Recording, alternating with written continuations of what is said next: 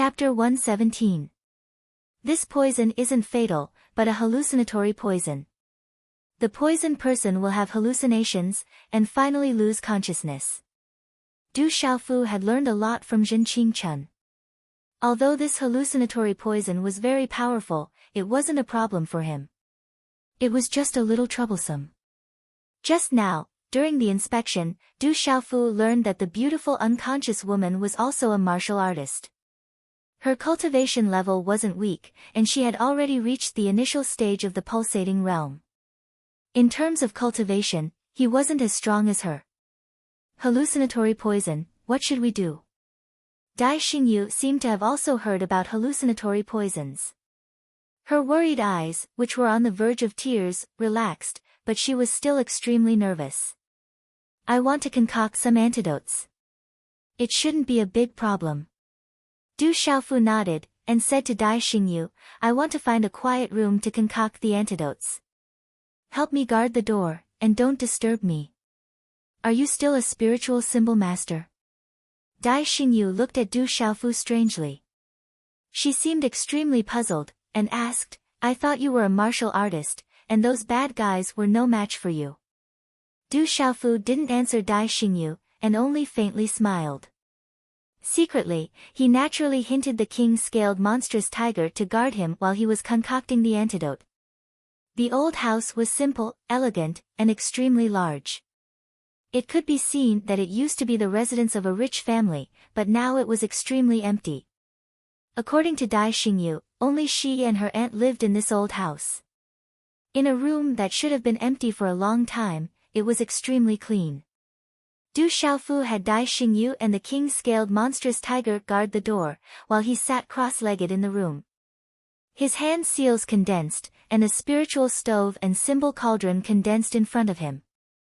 Hallucinatory poisons are all similar, and the antidote methods are almost the same. One blood-purging grass, one mind-calming fruit. After finding the materials needed to concoct the antidote, Du Xiaofu immediately started to concoct it. The runes of the 5 elements inside the spiritual stove symbol cauldron fluctuated, and a blazing aura was immediately released. Outside the door, Dai Xingyu also felt an extremely hot aura coming from within the room. Her eyes were filled with nervousness as her gaze landed on the kitten-sized king-scaled demon tiger squatting outside the room. She said, why would Xiaofu Gij bring a kitten with him? I often hear those adults say that men don't keep cats and women don't keep dogs. The king-scaled demon tiger immediately raised its head to glare at Dai Xingyu, saying to itself, you are a cat, I am a tiger, a different king-scaled demon tiger. Dai Xingyu seemed to be getting more and more interested in the king-scaled demonic tiger. She circled around the king-scaled demonic tiger, then squatted down beside it and hugged it in her arms. She stroked the tiny scales on the king-scaled demonic tiger's body and softly said, your little kitten is also very special. Brother Xiaofu seems to call you little tiger, but I feel that the name little tiger doesn't suit you. The scales on your body are circular, how about little circle from now on? Roar, the king-scaled demon tiger angrily glared at Dai Xingyu, letting out a low growl from its throat. However, this growl really sounded a bit like a cat's meow.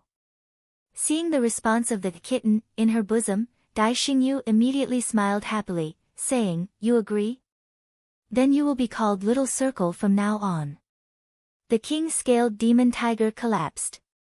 It was a different king-scaled demon tiger, who the hell wanted to be called Little Circle? It seems like you really like the name Lil Circle.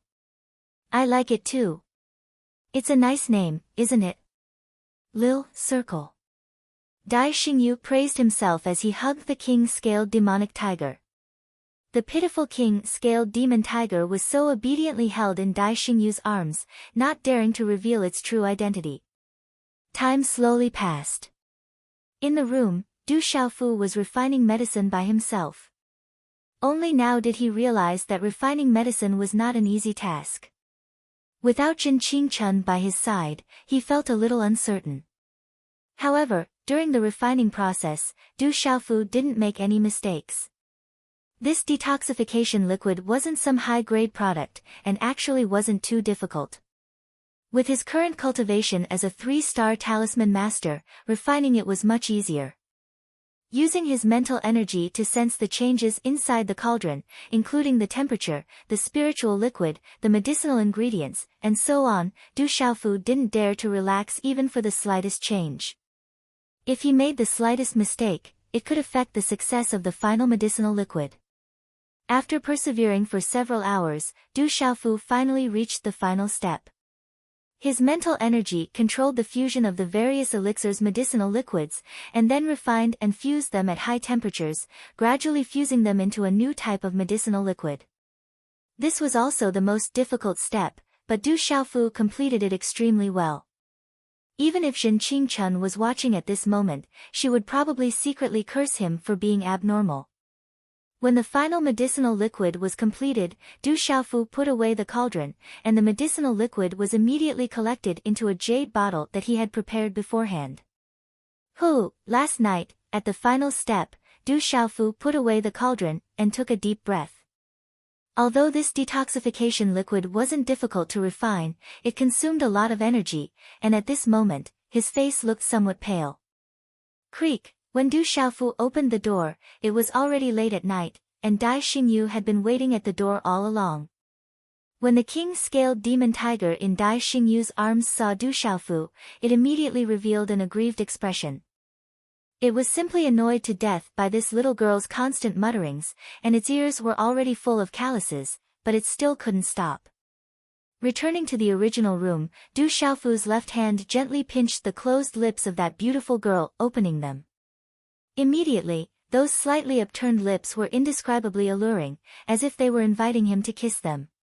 Du Xiaofu's will was firm, and he slowly poured the detoxification liquid from the jade bottle into the beautiful girl's upturned mouth. "Brother Xiaofu, why hasn't Aunt woken up yet?" Dai Xingyu nervously asked, still tightly holding the king-scaled demon tiger in her bosom. Du Xiaofu once again examined that beautiful girl, and then said, "She's already fine, but I'm afraid that it will take some time for her to wake up. However, your aunt still has some old ailments, so I'll be a good person to the end, and help treat them together." "Many thanks, Brother Xiaofu, you are really a good person. Aunt often says that no man is good, but Brother Xiaofu is definitely a good person." Dai Xingyu happily said, but immediately felt that she had said something wrong, and immediately said, "No, I was wrong, Brother Xiaofu is not a good person, that's not right, Brother Xiaofu, I didn't mean it that way." Dai Xingyu was so anxious that she was about to cry. She didn't know what to say. It seemed that no matter what she said, it was not the meaning she wanted to express. Du Xiaofu's expression was very helpless. He waved his hand and said to Dai Xingyu, "Okay, I know what you mean. You and the little tiger go guard outside, I'll help treat your aunt." "Okay." Dai Xingyu nodded, and then said to Du Xiaofu, "Brother Xiaofu, this kitten's name is Little Tiger, it doesn't sound good, so I've already changed its name to Little Circle, what do you think?" "Little Circle?" Du Xiaofu was surprised, and then looked at the king-scaled demon tiger with a smile, and said, "It sounds good, let's call it Little Circle." Roar! The king-scaled demon tiger growled in a low voice, and its eyes protested, but it seemed to have no effect. Then, it was carried out of the room by Dai Xingyu, leaving Du Xiaofu and the unconscious beautiful woman in the room. If the beautiful woman was still conscious at this time, she would have ruthlessly slapped Dai Xingyu's butt. This little girl actually left her alone in a room with a strange man, and she was unconscious. One had to know that in the entire Lanling Prefecture city, there were countless young talents, rich businessmen, and celebrities who had fantasized about her, and couldn't wait to go bankrupt just to get close to her. "She's really quite beautiful." Du Xiaofu looked at the unconscious woman on the bed, and at this time, carefully looked at her. The more he looked, the more exquisite and beautiful he felt. Compared to Yi Zijin, Bai Cai, and the others, although Yi Zijin and Bai Cai were also very beautiful, this woman had a temperament and taste, and compared to Yi Zijin and Bai Cai, she was more attractive to men. Du Xiaofu felt that he should be a gentleman. This woman was still unconscious, and he shouldn't have any thoughts about her. Moreover, Du Xiaofu felt that he was still young, and he should be wholeheartedly focused on cultivation. Therefore, Du Xiaofu purely felt that this woman was very beautiful, and then began to heal her. In Du Xiaofu's 2 inspections, he found that there were some old injuries under the beautiful woman's abdomen. It should have been there for a long time, and these old injuries even affected her cultivation, making it difficult for her to break through. Du Xiaofu's intuition told him that these injuries had affected this woman for at least 3 years, and she hadn't broken through. This woman was at most 21 or 22 years old, and 3 years ago, she had already reached the initial level of the pulsating realm. For her to reach the initial level of the pulsating realm at the age of 18 or 19, this girl's talent was absolutely terrifying. However, at this time, healing her made it difficult for Du Xiaofu. It was inevitable that he would touch this woman's body. Moreover, her injuries were near the pulsating realm, and the pulsating realm was under her abdomen. Although there was a layer of clothing between them, it still seemed a little charming. I'm saving people. She's Dai Xingyu's aunt, so she's an elder. Du Xiaofu murmured softly, and then a smile appeared on his face. Hand seals formed, and he began to heal the woman. Hand seals formed one after another, flashing with runes. Then, his palm was tightly pressed against the beautiful woman's abdomen. And, although the beautiful woman was still unconscious, she let out a soft moan from her throat. Her delicate body trembled, and her voice tugged at people's heartstrings. Brothers, today's update is over. There will be an update tomorrow. N. Chapter 118. When dawn was about to break, Du Xiaofu's fingerprints moved across the woman's delicate body. Phew. Exhaling a long breath, Du Xiaofu's face was pale. This had consumed a lot of energy. Treating the old illness around the woman's divine watchtower was much more difficult than Du Xiaofu had imagined. Within the old illness, there was a cold aura that could not be dispersed. The cold aura could not be dispersed no matter how one tried to dispel it. It also had a corrosive effect on profound energy and was extremely insidious. Originally, Du Xiaofu was a little puzzled as to why the woman's injuries had not healed after 3 years. Those injuries did not seem serious and could be treated by a 3-star spirit talisman master who was proficient in alchemy. She could even use her own breathing to recover. At this moment, Du Xiaofu knew the reason. Ordinary spirit talisman masters could not do anything about the cold aura, let alone him.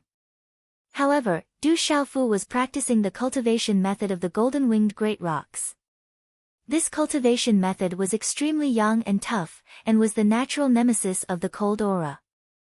This was why Du Xiaofu happened to be able to uproot the old illness in the woman's body. It's done. Du Xiaofu looked at the woman who seemed to still be unconscious. She should be waking up soon, unless his antidote was useless. With a smile on his face, he finally left the woman's room. Creak. When the door to the room opened and closed with a creak, the unconscious woman on the bed suddenly opened her eyes. Her long eyelashes fluttered and her eyes were like limpid autumn waters, moving one's heart and soul. Who is this person? He can actually treat the old illness in my body. However, he is quite honest and did not move around. Could it be that I am not charming enough?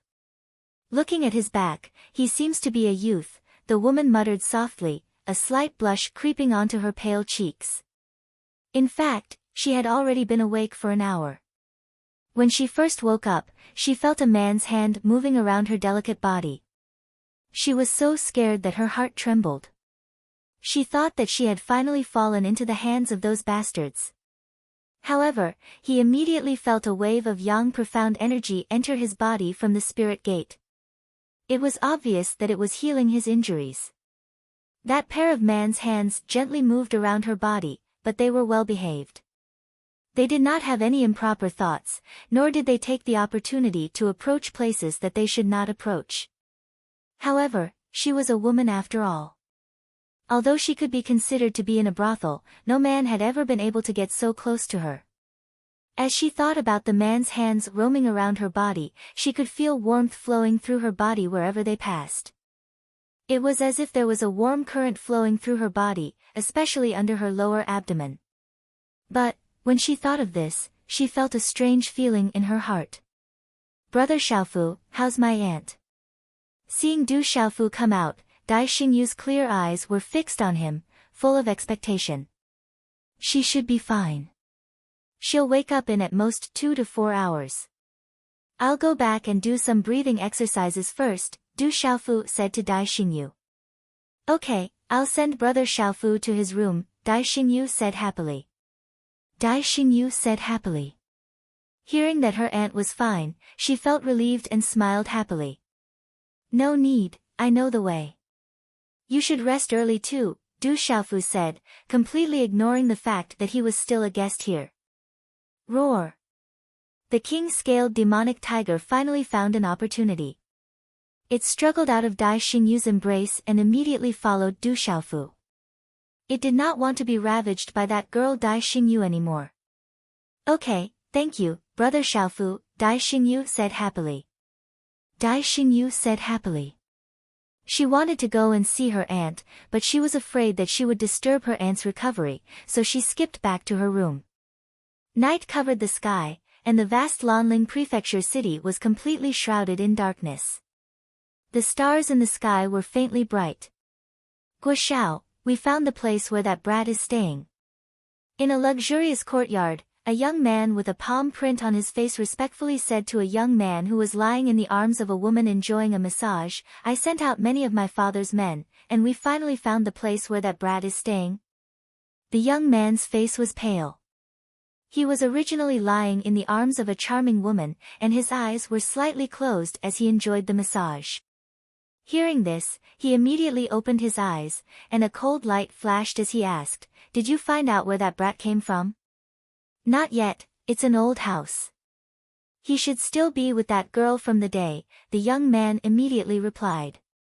"Humph, no matter who it is, if I don't get my revenge, then I, Guo, won't be able to appear in Lanling Prefecture City in the future." Guokun's face was gloomy, and a cold aura gushed out. It scared the charming woman behind him, and her eyes were filled with fear.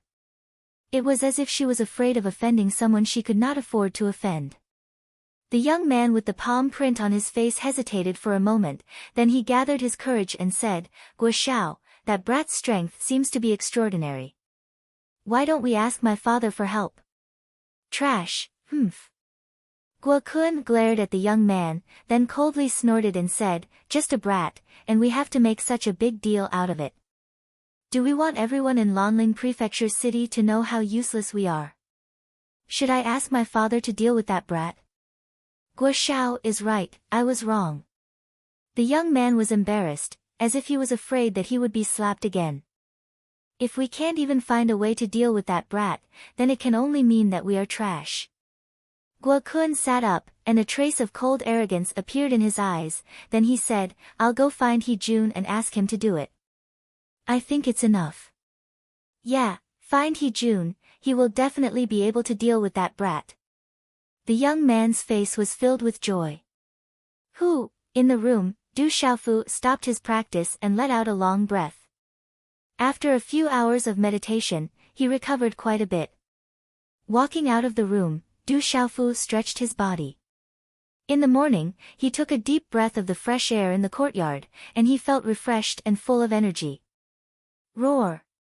A deep roar suddenly sounded out, and the king-scaled demon tiger came to Du Xiaofu's side. Its eyes were vigilant, as if it was trying to tell Du Xiaofu something. Du Xiaofu's expression sank, and he muttered, "Is it those silk pants from yesterday?" Bang bang! Early in the morning, the door of the old mansion was kicked open. The door was actually quite sturdy, but it was knocked off its frame and fell to the ground. Following that, hundreds of people walked in aggressively. "Guo, why did you bring me here?" A tall and sturdy young man walked out from the crowd, and the young man beside him was Guo. Guo stood in front of the tall and sturdy young man, and he was a head shorter. He looked around the old mansion and said, "I brought you to find a brat. He is very strong, but I don't know if you are a match for him. Don't tell me you can't beat him." The tall and sturdy young man looked at Guo Kun, and his broad chest muscles bulged slightly. Who are you? Why did you break into my house? At this moment, Dai Xingyu hurriedly ran out from the courtyard. When she saw Guo Kun, her face turned pale with fright, and she said, "It's you, bad guy. Little girl, we meet again." Guo Kun's eyes flickered, and he said, "Where is that brat from yesterday?" "I don't know. Brother Xiaofu is not here, he left." Although Dai Xingyu was a little flustered, she was not stupid. These people were aggressive, and they must be here to take revenge on Brother Xiaofu. There were so many of them, and Brother Xiaofu definitely could not beat them. Therefore, she must not let Brother Xiaofu be found. She even hoped that Brother Xiaofu had left. "Little girl, you don't even know how to lie." Guo Kun's face was gloomy. Looking at Dai Xingyu's flustered appearance, he knew that Dai Xingyu was lying. He said, "Let's find that brat first, then we will slowly play with you. I didn't expect young Master Guo and young Master He to come. What a coincidence." A clear voice like a silver bell rang out. A girl walked out from the inner courtyard. She looked to be in her early 20s, and she walked slowly. Her delicate body was like a jade willow, light and tender. Some girls were very beautiful, but their temperament was lacking. Some girls might have temperament, but their beauty was lacking. However, this girl was different. It was not an exaggeration to say that she was perfect. This girl was very beautiful. Not only was she beautiful, but she was also very elegant. Her long black hair was so shiny that it could reflect one's reflection. She was naturally draped over her waist. She was wearing a long dress, and her temperament was otherworldly. She was so beautiful that she was like a fairy that had walked out of a painting. Everyone immediately looked at the girl, and many of them were in a daze. Guo Kun and He Jun were also surprised because they knew this girl. However, they did not expect her to appear here. "Auntie, they are all bad people.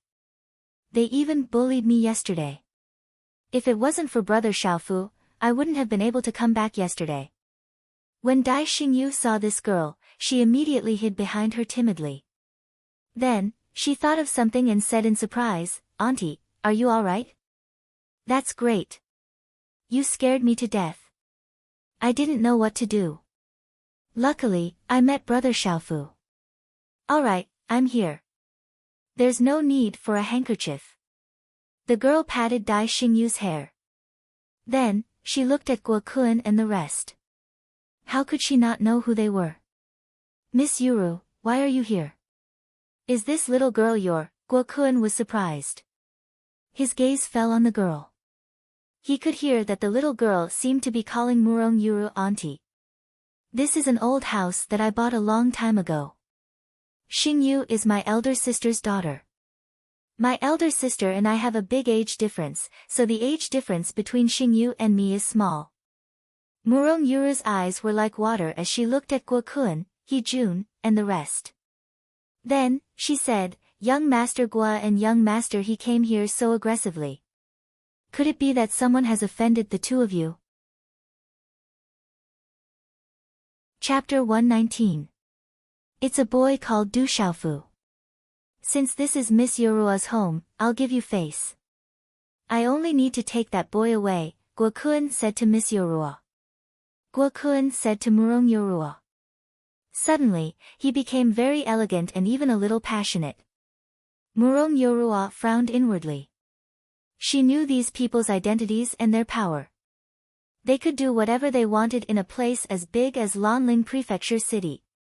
"Young Master Guo, there's only the two of us in my house. There's no one else," Murong Yorua said. Guo Kun was stunned. Then, he looked at Murong Yorua with a slightly gloomy expression. "It's fine. I'll just search around." "Young Master Guo, that's not very good," Murong Yorua said. Hearing this, Guo Kun's expression became more and more gloomy. He slowly took 2 steps forward, then stared at Murong Yorua and said, "Murong Yorua, do you think I'm an idiot?" Murong Yorua was stunned. She knew in her heart that Guo Kun was definitely not a fool. She quickly explained, how can young Master Guo be a fool? If you're a fool, then there's no smart person in Lanling Prefecture City. Since you don't think I'm a fool, why are you patronizing me? Don't think that I won't dare to touch you just because you have someone protecting you. You have to understand that no matter what, you're still someone from your hometown. I'm giving you face because of that person. Otherwise, do you think I'll put you in my eyes? Don't really think I'm a fool. Guo Kun was about to explode. If it wasn't for that person, he would have touched this woman long ago. However, that person was sandwiched between them, making him feel very vexed. Murong Yorua sighed. She felt that she was sometimes so powerless. This was not her home. This was Lanling Prefecture City. In this place, there were too many things that were beyond one's control. If it was before, although these people had strong backgrounds, there was no need to care too much. However, everything was different now. You do look like a fool. Don't you know whether you're a fool or not? Dai Xingyu looked innocently at Guo Kun and said, that's right. If you were an idiot, you wouldn't know. But you are definitely a bad person. As Dai Xingyu spoke, Murong Yurua's expression also began to change. Ha, interesting. Guo Kun, don't tell me you've really gone stupid. He Jun laughed.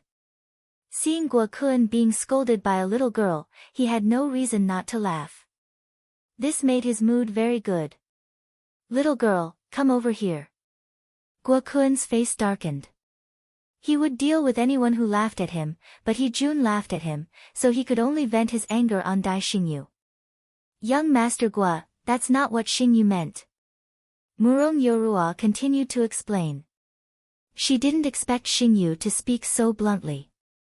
She immediately stood in front of Dai Xingyu. Who do you think you are? Without anyone supporting you, you're nothing. Get lost. Seeing Murong Yorua standing in front of him, Guo Kun became even more furious. He directly waved his hand at Murong Yorua. Guo Kun used his left hand because his right hand hadn't recovered yet.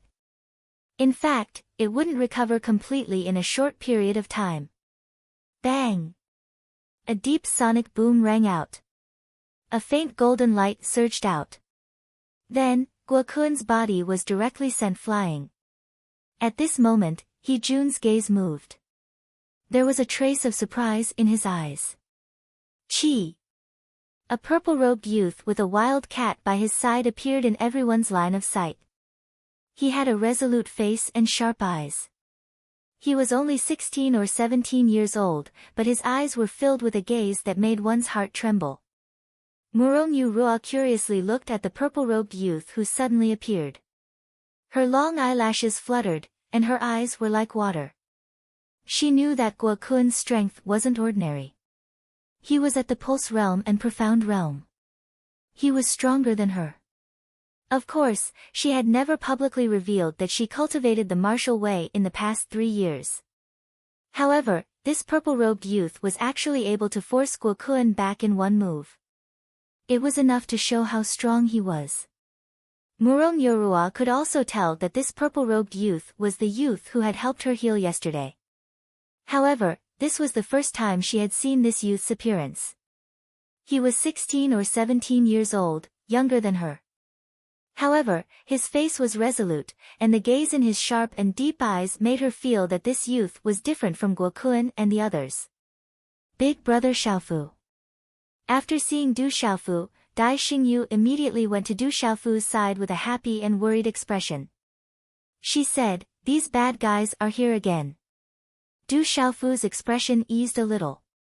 He patted his chest and said to Dai Xingyu with a smile, "It's all right. I'm the nemesis of bad guys, the embodiment of justice. Don't be afraid. You're not from Lanling Prefecture City."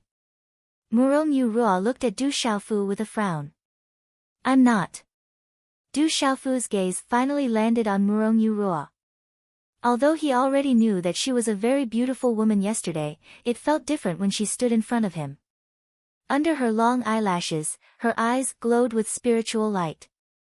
Her temperament was like a gentle breeze that gently brushed past. She was very beautiful. This woman was like a flower, but she was definitely not a vase. This was the feeling in Du Xiaofu's heart. Du Xiaofu even felt that when he looked at this woman, something seemed to fluctuate in his heart, stirring up his feelings. Are you all right?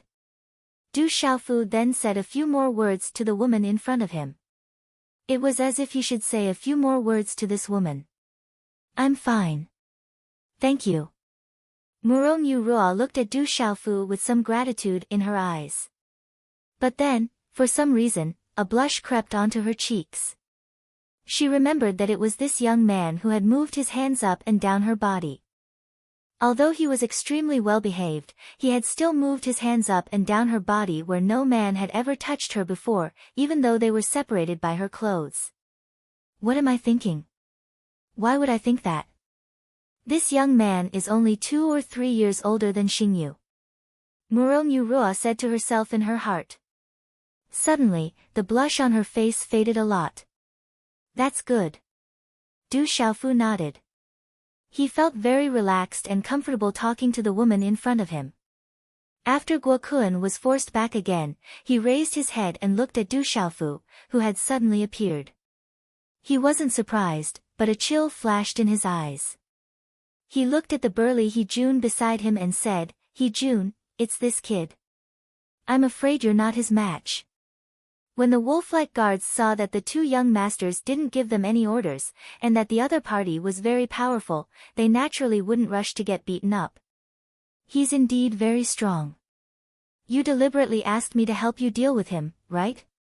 He Jun looked at Guo Kun, who had been forced back, and said, If you want my help, that's fine. But don't treat me like a fool. I'm preparing to make a breakthrough recently. I just need a few medicinal pills to assist me. Does your White Tiger sect lack a few lousy medicinal pills? Guo Kun looked at He Jun. He knew that He Jun didn't lack a few lousy medicinal pills. I like to earn it myself. He Jun seriously said to Guo Kun. You like to snatch it yourself. Meng Lai Kai is the one who likes to earn it himself. Guo Kun secretly said in his heart. However, he nodded at He Jun and said, No problem. I'll give you a few more when the time comes. Okay. He Jun lightly smiled. Then, his burly body directly walked towards Du Xiaofu. He Jun took 5 steps in a row. With each step, the ground beneath his feet cracked. His aura was astonishing. His burly body was like a wild beast. He stared at Du Xiaofu and said, Brat, Guo Kun said that you're very strong. He said that even I can't do anything to you. Du Xiaofu looked at He Jun. That burly body made Du Xiaofu slightly raise his head and asked, Who are you? Like Guo Kun, he's one of the Lanling 4 young masters. He's the young master of the White Tiger sect, the largest sect in the Lanling prefecture. What he likes to do the most is to snatch people's belongings. Murong Yorua softly said to Du Xiaofu. Murong Yorua has already revealed my identity. My name is He Jun said to Du Xiaofu. Du Xiaofu once again looked at He Jun with a face full of regret. He sighed and said, You've been betrayed by Guo Kun. He only wants to use you. It's not good to have such a friend. Humph. Hearing Du Xiaofu's words, Guo Kun coldly snorted from afar. He fiercely glared at Du Xiaofu. It doesn't matter. My relationship with him isn't that good. It's just that someone has arranged the 4 of us together. As for using me, it doesn't matter. As long as I don't suffer any losses, it's fine. He Jun looked at Du Xiaofu and said. No. Du Xiaofu shook his head. He still regretfully said to He Jun, Guo Kun deliberately sent you here. He didn't want you to deal with me, but wanted me to deal with you. In fact, compared to you, my relationship with him is deeper. You have feelings for Guo Kun? He Jun was puzzled. He really couldn't tell. Bastard, when did we have feelings for each other? Guo Kun, who was behind He Jun, finally couldn't bear it and loudly shouted at Du Xiaofu. Du Xiaofu was indifferent. He looked at Guo Kun and said, as the saying goes, beating is affection and scolding is love. Without beating or scolding, there are no feelings. I broke both your hands and scolded you yesterday. Doesn't that mean we have feelings for each other? When Guo Kun heard this, his face turned red with anger. Pfft! Dai Xingyu couldn't help but laugh. Murong Yorua also pursed her lips and smiled. Her gaze was fixed on the youth's back. You have a glib tongue. You're very similar to that brat Meng Lai Kai. I don't really like him. He Jun shook his head. His eyes suddenly revealed an ominous glint. He stared at Du Xiaofu and said, but I feel that you won't be enough for me to beat you up. How about this, hand over your Qiankuan bag and I won't beat you up. As his voice faded, a powerful aura surged from He Jun's body towards Du Xiaofu. In an instant, an extremely terrifying aura erupted. Du Xiaofu's face immediately sank. He then slightly raised his head to look at He Jun, carefully sizing him up. Chapter 120. Are you considering it? He Jun asked coldly. His eyes were filled with murderous intent. Coupled with that burly body of his, he looked really ferocious. If it were someone who was timid, they would have handed over their Qiankuan pouch in fright. Sigh, it's been so hard on me. Du Xiaofu looked at He Jun and said, you know, I'm not familiar with Lanling Prefecture City. If I really wanted to kill you, I would have some misgivings. However, if I don't beat you up, I'll feel very uncomfortable right now. I'm also afraid that you'll come and cause trouble for me in the future. Tell me, what should I do with you? Kill you or let you go? He Jun was stunned. His eyes widened, thinking that he had heard wrongly. Everyone thought that they had misheard. Where did this brat come from? How could he be so overbearing and arrogant? Didn't he know that the person in front of him was the young sect leader of the White Tiger sect? I've decided. I'll beat you half to death. This way, I won't have any scruples and you won't easily provoke me in the future. What do you think? Du Xiaofu looked at He Jun seriously and asked. Brat, you're courting death. He Jun was infuriated. The murderous glint in his eyes flickered as he flew into a rage. This brat was toying with him. A terrifying aura burst out from his body like a flood. He was at the peak of the pulsation realm, close to the perfected level of the pulsation realm. Boom! He Jun's burly body stomped on the ground, causing the ground to tremble. He Jun punched out with his fist. Runes surged, bringing with it a terrifying gust of wind that blew many of the surrounding guards. In an instant, the fist arrived in front of Du Xiaofu. Not bad. You're at the peak of the Nirvana realm. Du Xiaofu was a little surprised. Pulse realm peak Nirvana realm. Compared to first uncle, there was not much difference. As expected of a big place like Lanling Prefecture City. These young people were stronger than one another. It was different from a small place like Stone City. At this instant, Du Xiaofu naturally didn't stay idle. He didn't retreat but instead advanced, preparing to take it head-on. He similarly blasted out a fist that was wrapped in golden light runes, and its aura was domineering and fierce. Boom! Their fists collided, and their profound energy collided. Immediately, a muffled sound exploded in midair, and a terrifying wave surged out. Then, the two figures were forced back at the same time. Dang dang! Stumbling, Du Xiaofu's body only took 3 steps back. His gaze also changed slightly. This big guy was really not weak, even his fist was a little numb. He Jun was even more shocked. Pain came from his fist, and he took 6 steps back. Every step he took left a hole in the ground. Humph! Du Xiaofu snorted coldly. He stared at He Jun and pounced forward again. This time, it was Du Xiaofu who took the initiative to attack. He punched out again. It was simple, powerful, and domineering. He Jun's fist was trembling. He took a deep breath, but he still gritted his teeth and threw another punch. Both of their fists collided again. Shockwaves soared into the sky, and the ground trembled. This time, Hee-jun was forced back again, and blood appeared on his fist. After stumbling a few steps back, Hee-jun stabilized his body. Looking at the blood on his fist, he gasped. He never thought that the cultivation technique he cultivated would be so overbearing. The toughness of his body was comparable to that of a demonic beast.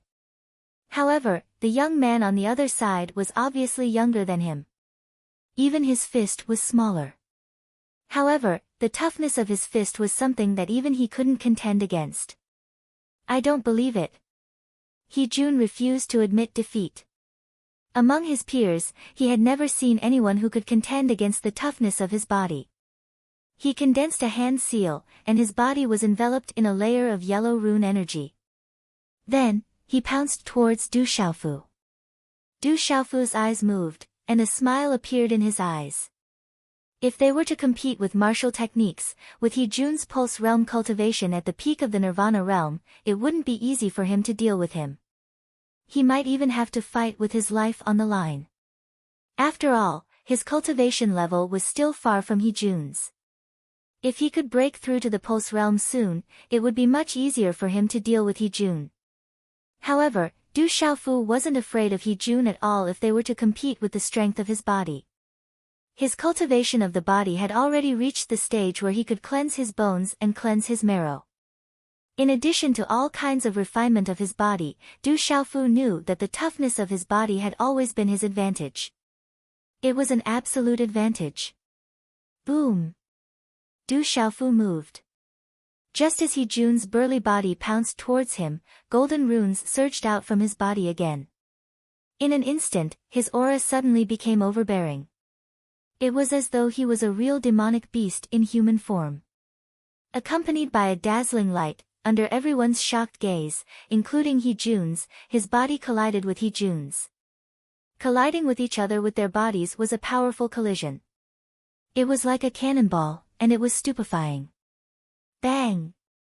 A deep sonic boom resounded. Runes flashed and waves of air spread out like waves in water. After which, everyone saw Hee-jun's burly body being directly sent flying. He was sent flying violently, while Du Xiaofu's body only trembled slightly. Hee-jun was sent flying on the ground, causing the ground to tremble and crack. Blood flowed out from the corner of his mouth. His eyes were filled with shock. He didn't expect Du Xiaofu's body to be so powerful. It didn't seem like a normal human at all. Bang! Hee-jun didn't manage to get up. A golden figure rapidly pounced towards him. It was like an impact cannon, and it ruthlessly landed on his lower abdomen. Poochie! Under the huge impact, it was as if a huge rock weighing 1,000 pounds had fallen. Hee-jun's body, which had just landed, suffered another heavy blow.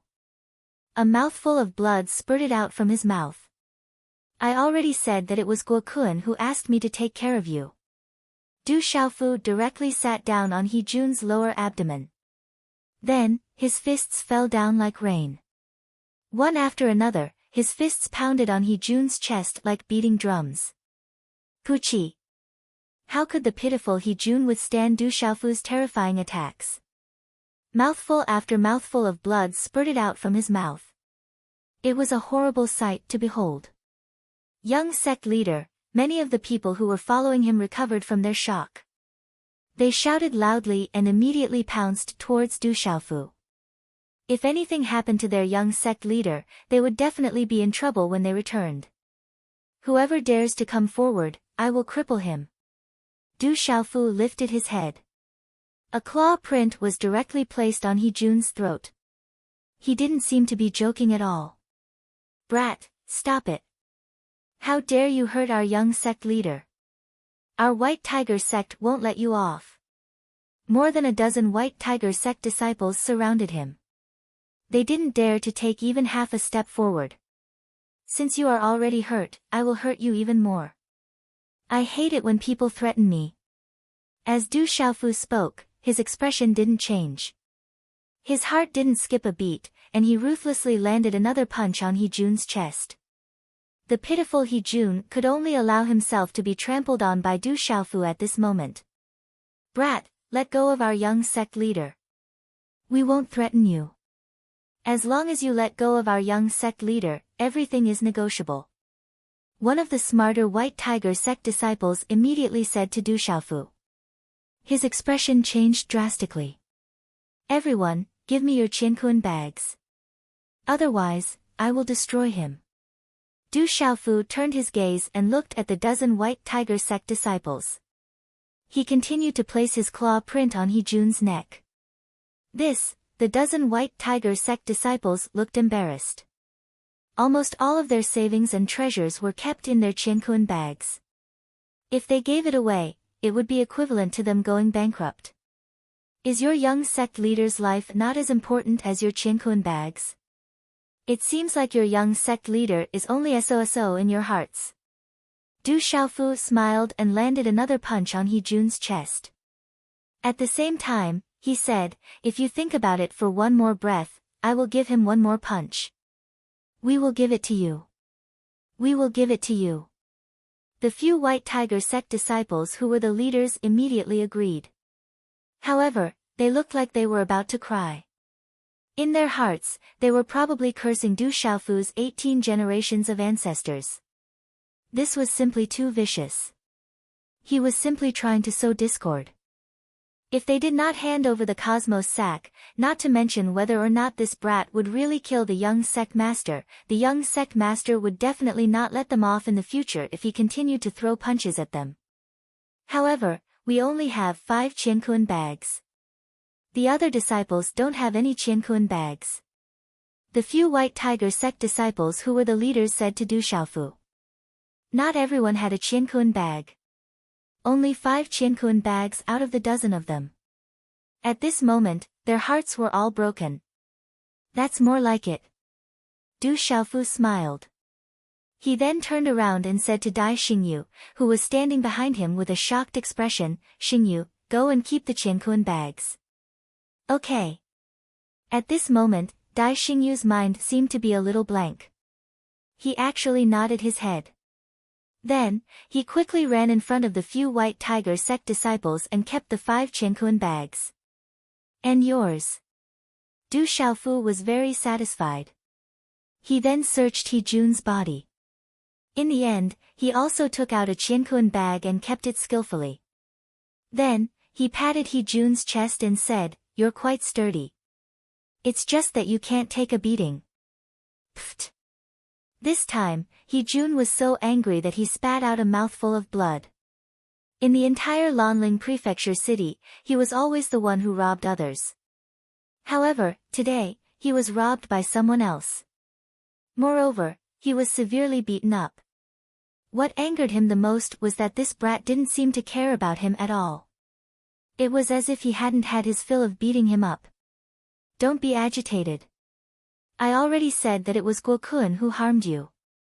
After being beaten up by me, he felt that he couldn't step down from the Lanling 4 young masters.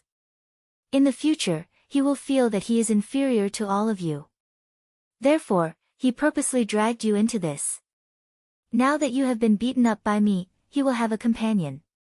He won't be afraid of losing face anymore. Du Xiaofu climbed up from Hee-jun's body. Hee-jun was stunned.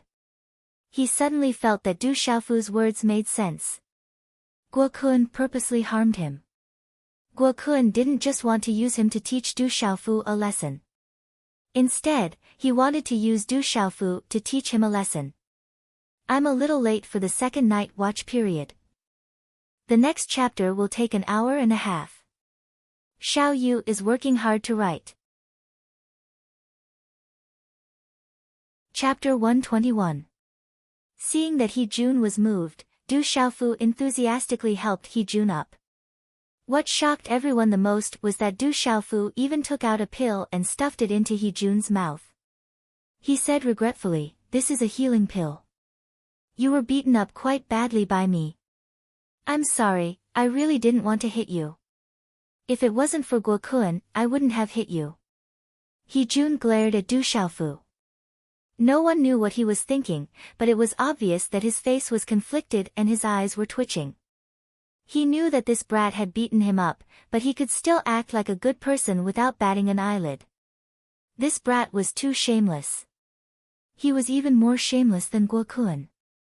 However, he felt that this brat's words made sense. Why aren't you guys helping your young sect leader? Hurry up and go back to treat his injuries. If you're too late, it will affect his foundation in the future. Du Xiaofu shouted at the dozen or so White Tiger sect disciples.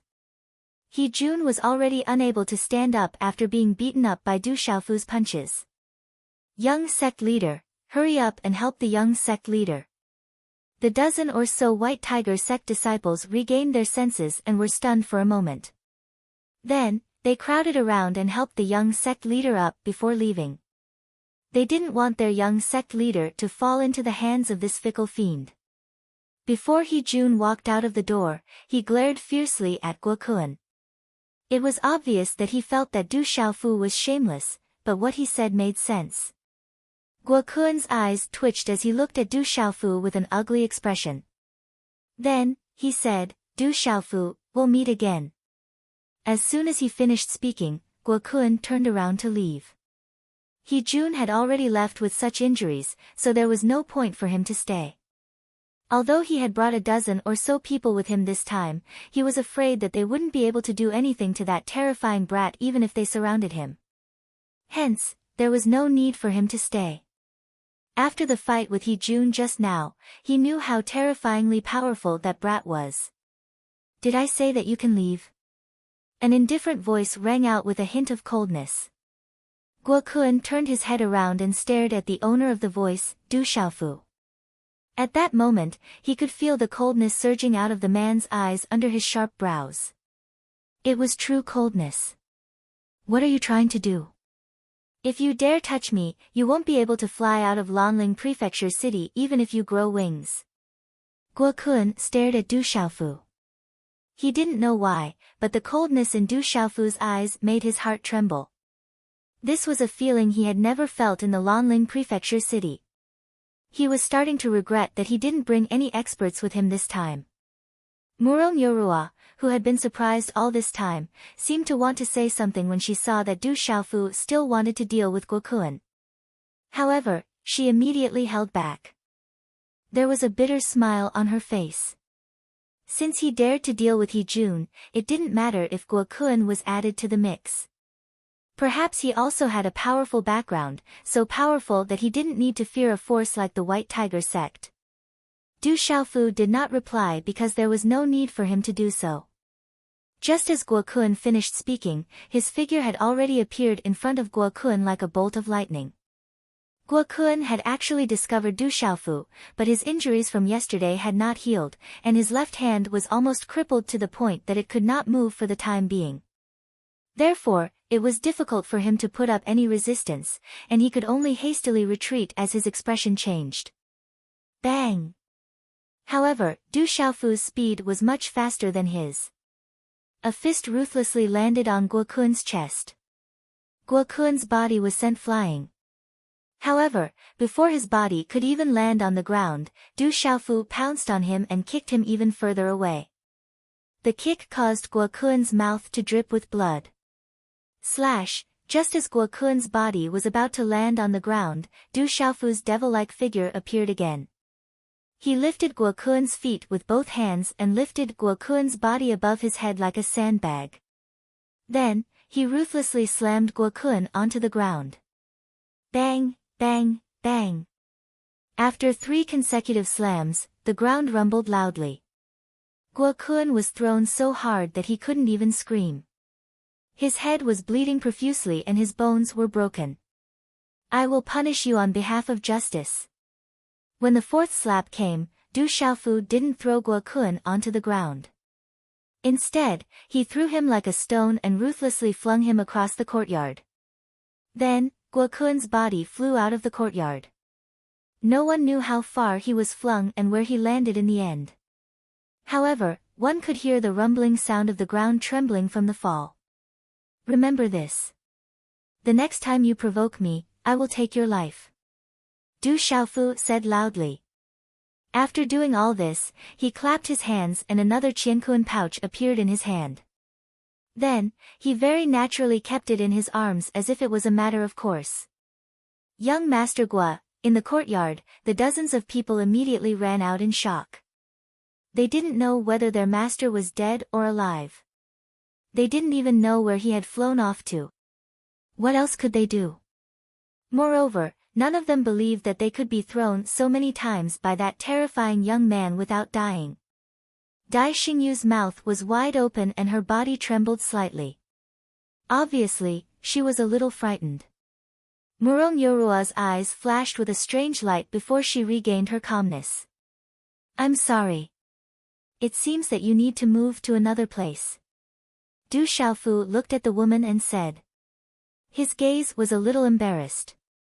He wasn't afraid of hurting Guo Kun and He Jun this time, but he was afraid that it would implicate Dai Xingyu and her beautiful aunt.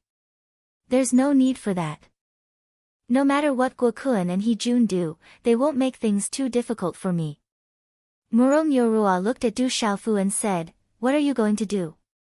Guo Kun and He Jun won't let this go. I don't know what to do. I haven't thought about it, Du Xiaofu said with a smile, I just feel that I have to represent justice and beat them up. Pfft. Murong Yorua finally couldn't help but laugh.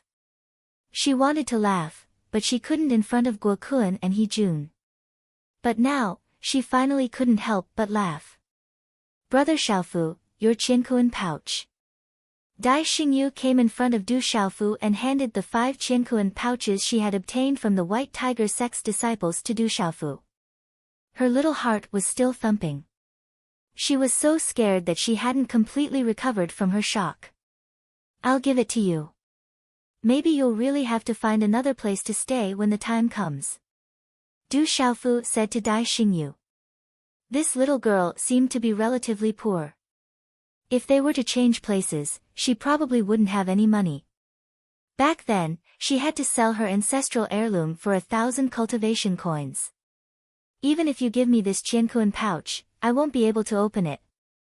Dai Xingyu blinked and said. You're a spirit talisman master. How can you not open it? Du Xiaofu said. These qiankuan pouches shouldn't have been refined by some expert. It wasn't difficult to open them. Dai Xingyu raised her head and looked at Du Xiaofu with clear eyes. She said weakly, I haven't learned how to open a qiankuan pouch. Du Xiaofu was stunned again. Then, he could only helplessly take the qiankuan pouch. Xingyu, didn't I say not to casually expose your identity as a spirit talisman master? Murong Yorua came to Dai Xingyu's side and frowned. Dai Xingyu felt wronged and said, Auntie, I didn't expose myself. It was Big Brother Xiaofu who saw it himself. Then, as if she remembered that she hadn't introduced him to her auntie, she immediately said, Auntie, this is Big Brother Du Xiaofu. He saved you and healed your injuries. Murong Yorua already knew that it was the young man in front of her who saved her. But now, she was surprised that he could sense the aura of a spirit talisman master from Dai Xingyu. But then, her eyebrows twitched. It wasn't strange. A 16 or 17-year-old youth was able to trample on He Jun and Guo Kun. How could he be simple? Big Brother Xiaofu, this is my auntie, Murong Yorua. Isn't she beautiful? Dai Xingyu raised her head and said to Du Xiaofu. Yes, very beautiful. Du Xiaofu didn't know how to respond. He could only nod. However, he felt that Murong Yorua's name was very pleasant to hear. Little Circle Circle. Dai Xingyu suddenly saw the king-scaled demonic tiger. She immediately lifted it up like a kitten and hugged it in her arms. Then, she stroked the king-scaled demonic tiger's head and said, Little Circle Circle, were you scared just now? I was scared. Those bad people are too bad. Don't be afraid. I will protect you. Du Xiaofu looked at the king-scaled demonic tiger and then pretended not to see it. Roar. I am a king-scaled demonic tiger. I am a different king-scaled demonic tiger. I don't need to be scared. The king-scaled demonic tiger unwillingly roared in its heart. But there was nothing it could do. It could only be sullen. This time, thank you. Murong Yorua looked at Du Xiaofu. Her watery eyes regained their calmness. Then, she said, I wonder where young Master Du is from. Do you have a place to stay in Lanling Prefecture City? I'm not a young master. Du Xiaofu smiled. He wasn't a young master. Murong Yorua obviously wanted to know if he had any background. He said, I come from a small place. I'm afraid Miss Yorua wouldn't know even if I told you. I just arrived in Lanling Prefecture City yesterday. Is that so? Murong Yorua frowned when she heard this. She looked at Du Xiaofu and said, let's talk inside. The small hall in the old mansion was clean and simple, but it was very exquisite. Du Xiaofu sat while Murong Yorua brewed a cup of tea. The fragrance of the tea overflowed, making Du Xiaofu's taste buds tremble. This tea is delicious, he couldn't help but impatiently take a sip of the tea. Suddenly, the tea fragrance overflowed. It was as if every taste bud was experiencing the ultimate taste. It was as if a storm of fragrance had set off in his mouth. The surface of his tongue was salivating. Big brother Xiaofu, my aunt is very good at brewing tea. Dai Xingyu said disapprovingly. Chapter 122. You know about tea. Murong Yorua looked at Du Xiaofu with some surprise in her eyes. I don't. Du Xiaofu shook his head and said, I rarely drink tea, but I drink more than I drink tea. Although I don't know much about tea, I can see that this tea is very clear. The clearer the tea is, the better it is. After a pause, Du Xiaofu continued, this tea is light yellow and translucent. It has a mellow and refreshing taste. The taste is harmonious and sweet. The fragrance is clear and exudes a kind of domineering aura. The tea is firm, but the tea is clear. When you drink it, you won't be able to feel anything and won't be able to recall the aftertaste. The heavy domineering aura will attack you and confuse you. Du Xiaofu finished speaking and took another big gulp. He directly drank it all and said, this is really good tea. Murong Yorua's eyes fluctuated after hearing Du Xiaofu's words. Her red lips gently opened and said, although you don't know much about tea, you can see it more clearly than anyone else. You don't know much, but you know a lot. Just like what the ancients said, great elegance is great elegance, great elegance is great elegance. Great elegance is great elegance, great elegance is great elegance, Du Xiaofu repeatedly repeated this sentence. He then looked at Murong Yorua and said, since this tea can be placed at home, it should be Miss Murong's favorite tea, right? Brother Xiaofu is so amazing. This tea was personally made by my aunt. She doesn't sell it to anyone. I don't usually get to drink it. However, I don't like drinking this tea either. It tastes like strong liquor. It doesn't feel like tea at all. Dai Xingyu said from the side. Du Xiaofu was a bit surprised.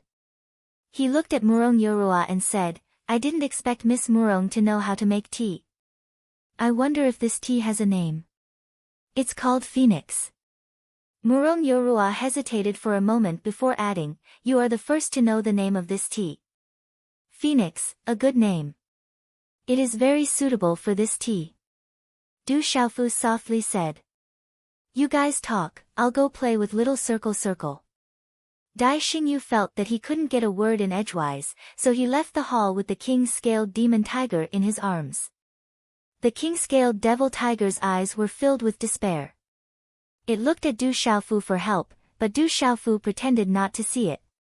If you leave Lanling Prefecture City now, you should be able to avoid a lot of trouble. Murong Yorua looked at Du Xiaofu and said. Du Xiaofu knew what Murong Yorua was talking about.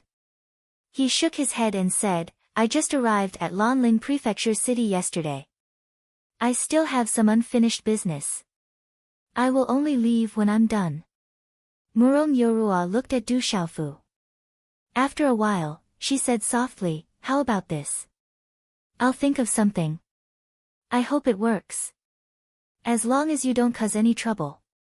Du Xiaofu could tell that Murong Yurua seemed to have some connections. This way, he was relieved. As long as he didn't cause any trouble for them, it was fine.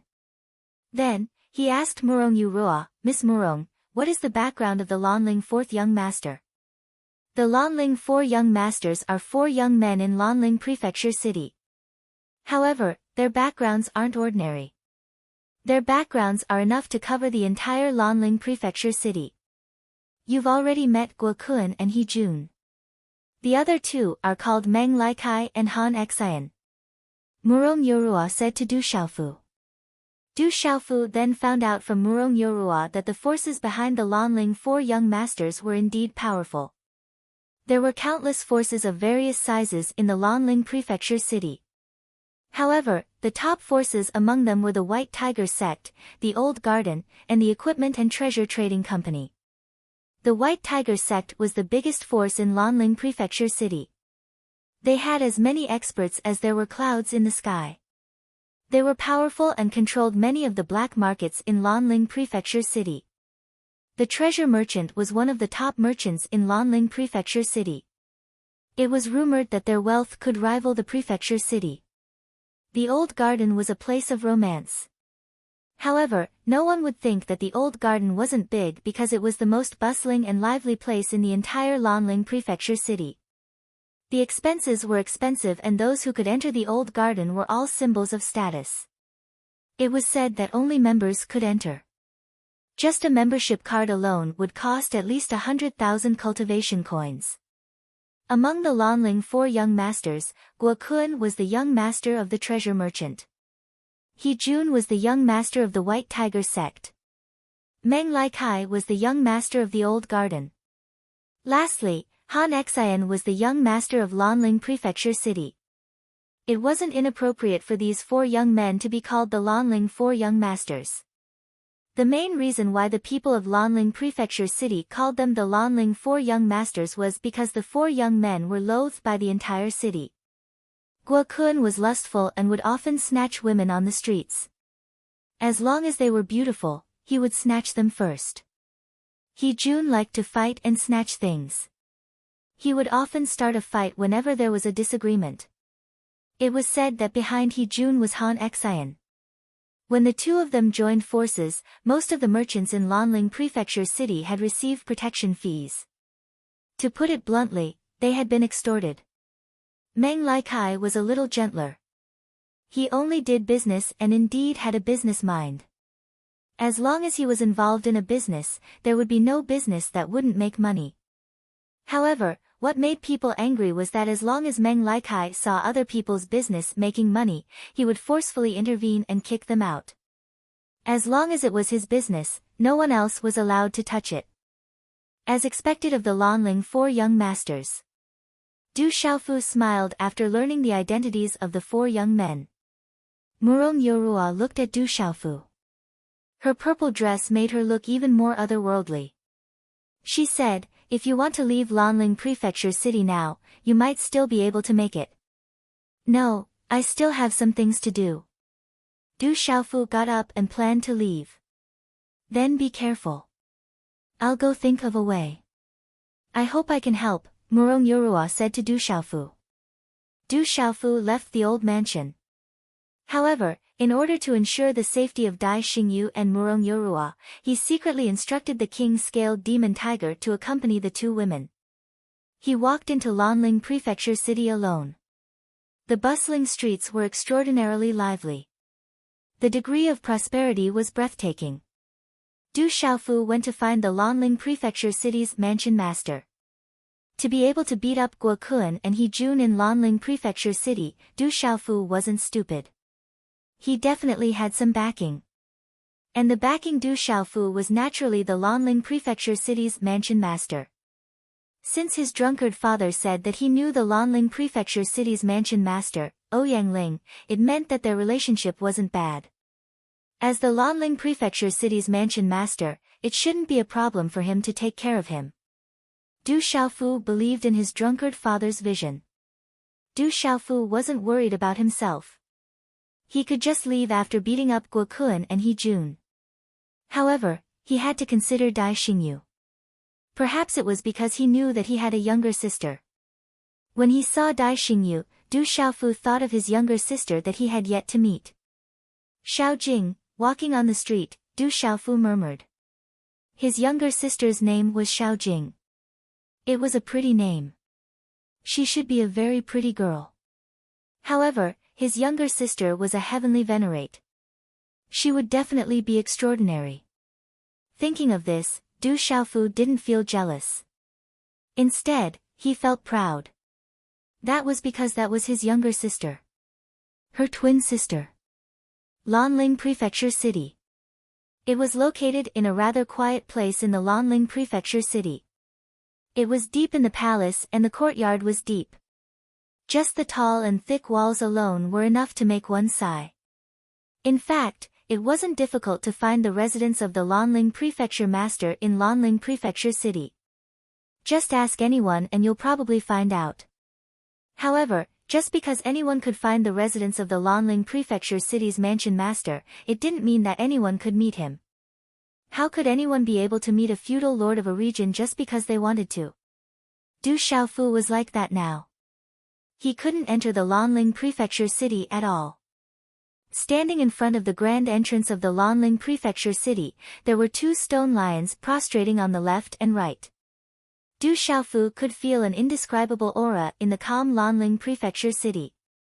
It made him feel pressured. That was a place where a marquis was in charge. It was extraordinary. In front of the Lanling residence, 6 burly men in armor stood in an orderly manner. Their aura was sharp and they were all at the innate realm. The leader was even at the nirvana realm of the innate realm. He was glaring at Du Xiaofu and yelled, looking for the residence master. To think that a kid like you would say that. Do you know how many people want to see the residence master every day? If it wasn't for your young age, I would have thrown you far away. You can't throw me away because I'm your mansion master's relative. Du Xiaofu said seriously to the leader. Relative?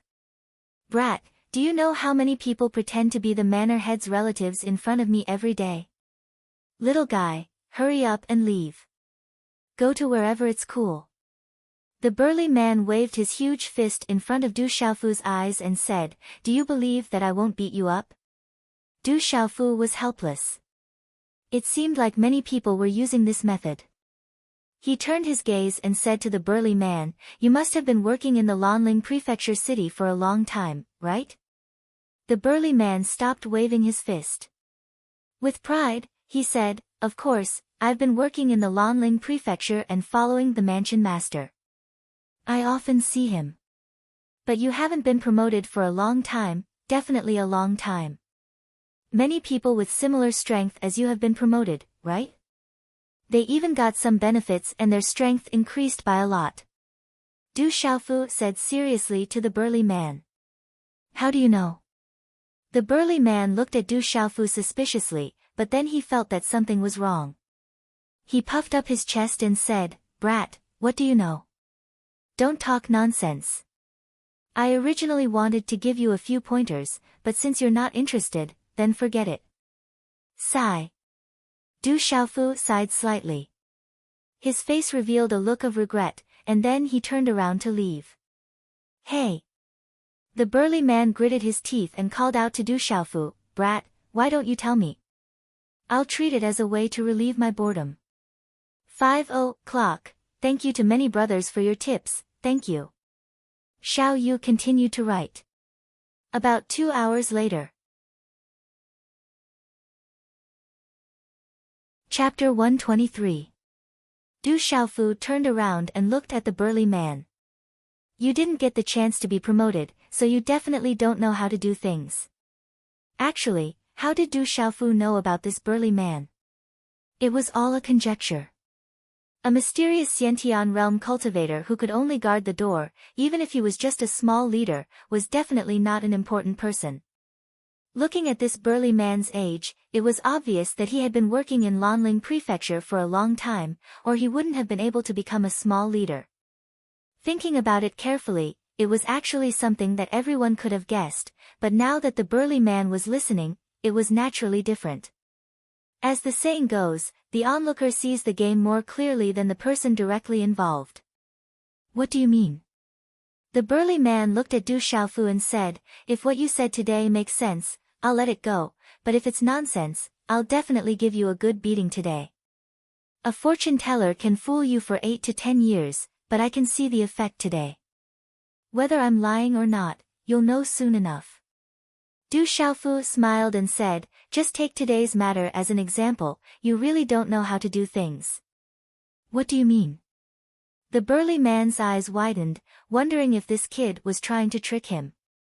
Du Xiaofu said, think about it, I wanted to see the prefecture lord, but you didn't inform him.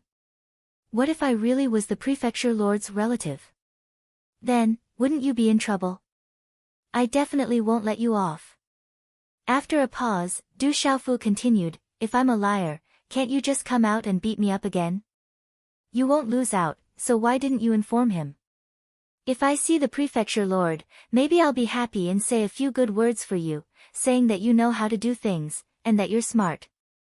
If the prefecture lord is happy, he might promote you. The burly man's eyes flickered. What he said made sense, but he clearly didn't believe Du Xiaofu. He said, kid, why should I believe you? If you're a liar, the prefecture lord will say that I don't know how to do things, and I'll be the one in trouble.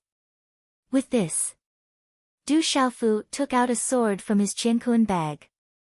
It was an ordinary sword with some cracks on its hilt. Du Xiaofu's drunkard father had given it to him before he left the qiankuan bag.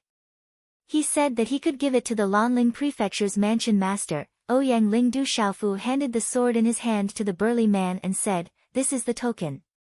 Give this sword to the prefecture lord and he will immediately want to see me. The burly man hesitated for a moment. His eyes flickered, and he was finally tempted. He took the sword from Du Xiaofu's hand, and his tone became much better. He then said, wait here, I'll go and inform them. As his voice faded, the burly man took the sword and went to inform the prefecture lord.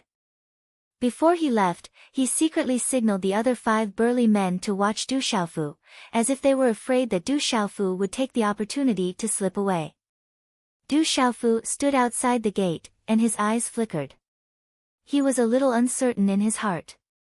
After all, he didn't know how deep the relationship between his drunkard father and the Lanling prefecture lord was.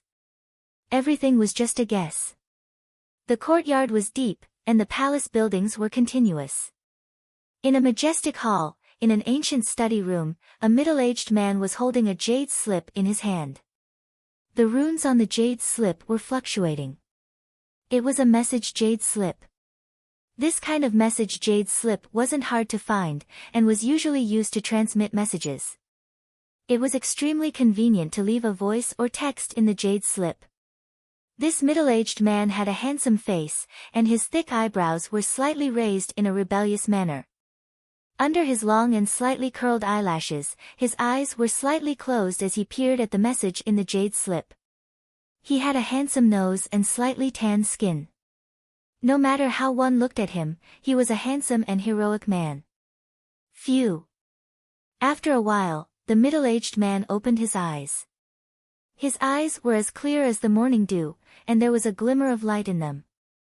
He muttered softly, this guy, it's been almost 17 years. Finally, he's making a move. Brother Ling, the study room was pushed open, and a beautiful figure in a fiery red dress ran in. She was a beautiful woman in her 40s, but she looked extremely young. Her slender figure was curvaceous, and her footsteps were light. Her red dress was adorned with bracelets, and her black hair was tied up in a flowing cloud bun with a few beaded flowers in it. She rushed to the middle-aged man's side in a few steps. Sister Shan, the child is already so old. Why are you still so anxious? Could it be that the girl has done something out of line again? The middle-aged man turned around and looked at the beautiful woman. His clear eyes were filled with love and tenderness. Brother Ling, look, the beautiful woman raised her head. On her beautiful face, her jade-like skin was flushed red. Her crescent brows and starry eyes were filled with excitement. She immediately handed the long sword in her hand to the middle-aged man. The middle-aged man's gaze landed on the sword. Immediately, his eyes that were as clear as morning dew trembled. His body also trembled. He grabbed the sword and touched the cracks on the hilt.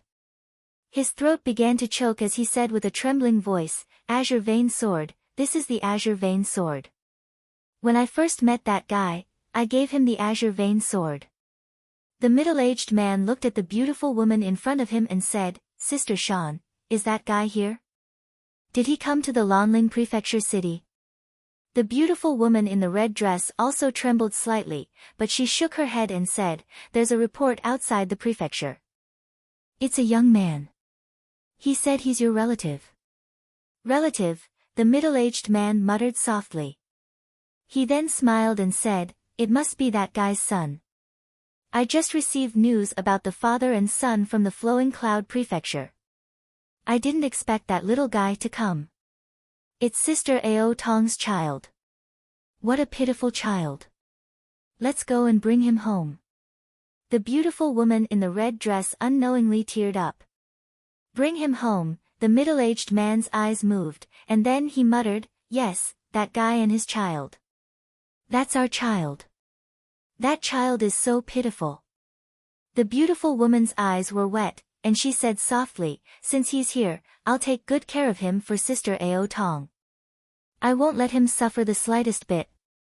After she finished speaking, the beautiful woman immediately turned around and went to bring the child back. Buzz! The long sword was unsheathed, and the sound of the sword was clear and crisp. "Sister Shan, wait." The middle-aged man immediately stopped the beautiful woman in the red dress. He carefully looked at the cyan vein sword in his hand, and his gaze fluctuated. "Brother Ling, what's wrong?" the beautiful woman in the red dress asked curiously. The middle-aged man looked at the cyan vein sword in his hand and said, "Sister Shan, what did you see? Isn't it just the cyan vein sword? There's nothing special about it." The beautiful woman looked at the cyan vein sword, but she couldn't see anything special about it. "That guy asked the little guy to come and find us, why would he need a keepsake? Could it be that he needs something like that?" The middle-aged man looked at the cyan vein sword in his hand and slightly sighed. He said, "The cyan vein sword was given to him when we first met. He saved my life, so I gave it to him. Right now, he's giving me the cyan vein sword and his son. It means that he wants to entrust them to me." "Brother Ling, you mean?" The beautiful woman in the red dress facial expression changed a lot. She said with astonishment, "Could it be that that guy wants to act alone? He's giving us his son, so he doesn't have anything to worry about. I'm afraid that's the case. He's already waited for 17 years. Now that his son has grown up, after giving him to us, he doesn't have anything to worry about." The middle-aged man sighed. "That guy, he's going alone. No matter what, he can't defeat such a monstrous being." The beautiful woman in the red dress sighed. Her eyes were filled with coldness, and she said, "It's a pity that we're not strong enough to help them. Now that he's giving us the cyan vein sword and his son, it's not just because he wants to entrust his son to me. With our relationship, he doesn't need to entrust his son to me. He won't do that." The middle-aged man slightly frowned. He shook the cyan vein sword in his hand. In a flash, a sword chi burst out. The cyan vein sword immediately started buzzing. The sword chi wreaked havoc in the air. It was extremely swift and fierce. The middle-aged man said, "Wherever the sword points, it will only be swift and fierce. That guy wants me to help him fulfill his responsibility. He wants me to help him train his son." Outside the gate, Du Xiaofu was waiting calmly. After a short moment, he saw the big guy run out. "Little guy, the higher-ups asked you to wait." The big guy arrived in front of Du Xiaofu. He looked depressed. He had entered the inner palace, but unfortunately, he didn't even have the chance to see the head manager. He was directly intercepted by the head manager. Then, the head manager took away his job. He didn't even have the chance to see the head manager. Okay. Du Xiaofu said softly. He didn't know why, but he felt nervous. Du Xiaofu didn't know much about his drunkard father. He had never heard his drunkard father mention any of his friends. But now, the head of the Lanling prefecture was the first person his drunkard father had mentioned. Maybe he could use this opportunity to find out more about his drunkard father's past. This was something he had always wanted to find out.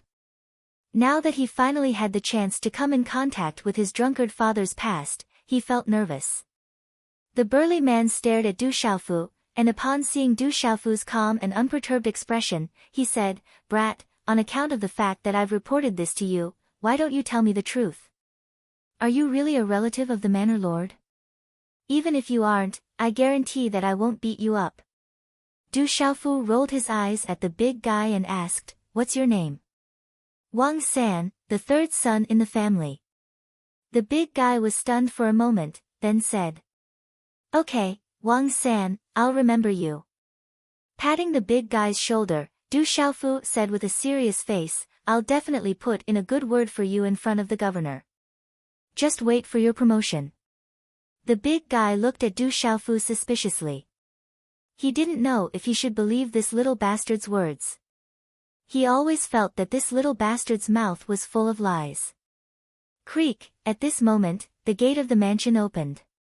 Usually, the gate of the mansion would only open a small door beside the main gate. When the gate opened, many people hurried out. A beautiful woman in a red dress was the first to rush out. "It's time for the 6th watch. Little you, continue to write." Chapter 124. Madam. When the 6 armored guards saw the beautiful lady dressed in red, they were surprised and quickly bowed. The madam rarely came out. The beautiful woman in the red dress walked out quickly. Then, she walked to Du Xiaofu's side. She had moon-like eyebrows and starry eyes. Her eyes flickered as she carefully observed Du Xiaofu. Du Xiaofu looked at the beautiful lady dressed in red. He didn't know why, but when he looked at the beautiful lady's eyes, there was a strange fluctuation in his heart. It was as if something had touched his heartstrings, and there was a warm light in his heart. This beautiful lady's eyes were so warm.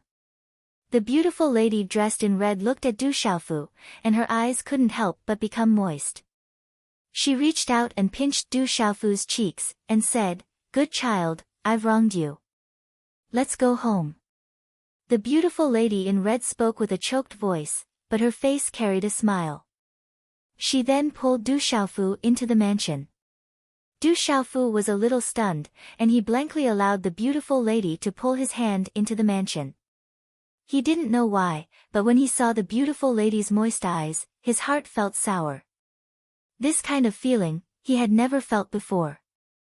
Looking at Du Xiaofu being pulled into the mansion by the madam, the 6 armored guards were also stunned. From the looks of it, this young man was not as simple as a relative of the mansion master. He was definitely not an ordinary relative. Luckily, I didn't chase him away, or else, after Huang San recovered from his shock, he wiped the cold sweat from his forehead. In his heart, he secretly said, "Luckily, I didn't chase that brat, no, that young master away. Otherwise, he would have been in big trouble today. I made the right bet this time." Immediately, Huang San's face revealed a smile of fantasy. He imagined that his spring was coming, and soon, he would be in full bloom. "Huang San, you bastard, you actually dared to block the young master outside the mansion. I'll deal with you later." Just as Huang San was fantasizing, a basin of cold water was suddenly poured over him. A middle-aged man wearing a manager's uniform fiercely glared at Huang San, and then quickly followed the madam into the mansion with many maids and guards. Huang San was dumbfounded, he was unable to voice out his bitterness. He wanted to deliver the token but was stopped by this little manager.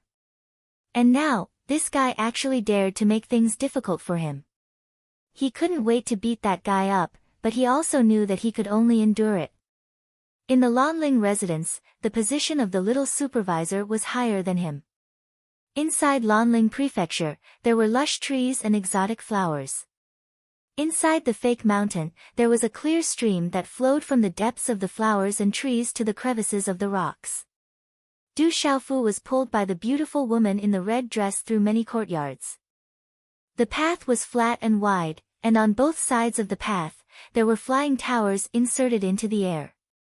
There were carved and embroidered thresholds, stone pillars piercing through the clouds, and white stone railings surrounding the pond. There were 3 stone bridges, and there were beasts in the mouth. It was majestic and gorgeous. Greetings, madam. Along the way, many armored guards with sharp auras bowed respectfully. All of you remember, this is young Master Xiaofu. If Xiaofu suffers any grievances in the future, I will hold all of you accountable. The beautiful woman in the red dress was talking to all the guards and servants along the way. It could be seen that she was in a very good mood. There was a smile on her face all the time. She was constantly introducing this and that to Du Xiaofu. All the guards and servants in the Lanling residence saw this and were puzzled. No one knew where this young Master Xiaofu came from, but looking at how happy the madam was, she was closer to him than her own son. In the quiet hall, the beautiful woman in the red dress was still sizing up Du Xiaofu. The tears in her eyes had subsided, but they were still filled with love and happiness. She said softly, "You're really strong and handsome, quite similar to that guy." Madam, Du Xiaofu finally found a chance to interrupt. Along the way, he didn't have a chance to interrupt. The beautiful woman in the red dress was happily introducing everything in the Lanling residence. I forgot. Look at me, I'm so happy that I'm confused. The beautiful woman in the red dress interrupted Du Xiaofu and smiled, "You should call me aunt. My name is Yuan Shanshan, I'm your father's friend, and also your mother's good sister." Aunt Shan. Du Xiaofu trembled and nodded. He looked at the beautiful woman in front of him and wanted to ask about his parents, but he was interrupted by Yuan Shanshan again. Good boy, good boy. Yuan Shanshan interrupted Du Xiaofu and smiled happily, "Since you're here, this is your home from now on. Live well, Aunt Shan will take care of you." Thank you, Aunt Shan. But this time, I'm here to look for the Lanling residence lord. Du Xiaofu didn't forget the main purpose of coming to the Lanling residence. At this moment, he could more or less confirm that his drunkard father had a good relationship with the Lanling residence lord. Moreover, his drunkard father and mother were also very close to Aunt Shan. Du Xiaofu could feel everything from Aunt Shan's eyes. Yuan Shanshan's eyes imperceptibly flashed with splendor when she heard this, and then she smiled at Du Xiaofu and said, "Your Uncle Ling just happens to be in closed-door cultivation these few days. You'll be able to see him once he comes out." Seclusion, Du Xiaofu was stunned. At this moment, he could naturally guess the relationship between Aunt Shan and the Lanling residence lord, Ouyang Ling. He hesitated for a moment and looked at Yuan Shanshan with a worried gaze. "Silly boy, if you have something to say, just say it. This is your home, don't be so reserved." Yuan Shanshan said, her eyes full of love. "Aunt Shan, my father asked me to come here because he wants me to tell Uncle Ling some things about the Drifting Cloud County. I already know about this matter. It's not a big deal. Isn't it just your father destroying some blind fellows in the Drifting Cloud County? Don't worry, there won't be any problems. In the future, there won't be any trouble in the Sure City. Aunt Shan will arrange it well." Yuan Shanshan interrupted Du Xiaofu again. When Du Xiaofu heard this, he felt relieved. At least he didn't have to worry about the Sure City anymore. In the Lanling residence city, the guards changed shifts. After Huang Sen finished his shift, he returned to the backyard where the guards lived. He was still sulking. Today, he finally had a chance to perform, but that opportunity was wasted. Instead, it was the annoying little housekeeper who made things difficult for him.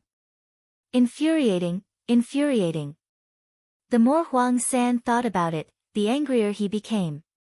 He slapped his thigh fiercely. "Huang San, Just at this moment, a clear and melodious voice rang out. Following which, a delicate and pretty servant girl walked in. "General Manager Chiu, why are you here?" Huang San immediately stood up and bowed. He recognized the pretty maid in front of him. She was the favorite of the madam and the general manager of the backyard. She had an extremely high status in the entire Lanling residence. It was said that General Manager Chiu was also a strong person. Ordinary guards were no match for her. Even the strong people in the army had to be respectful to her. The pretty maid glanced at Huang San and said, "Young Master Xiaofu needs to go out and do something. He specifically asked you to accompany him. I found a few strong people for you to protect young Master Xiaofu. If anything goes wrong, you will be held accountable. He specifically asked me to accompany him." Huang San was stunned. Then, he became excited. If this task was done well, then his promotion in the future would definitely not be a problem. It seemed that young Master Xiaofu was not an ordinary relative of the residence master. At this moment, Huang San felt that this was a sign that he was going to prosper. Perhaps he could start from this matter.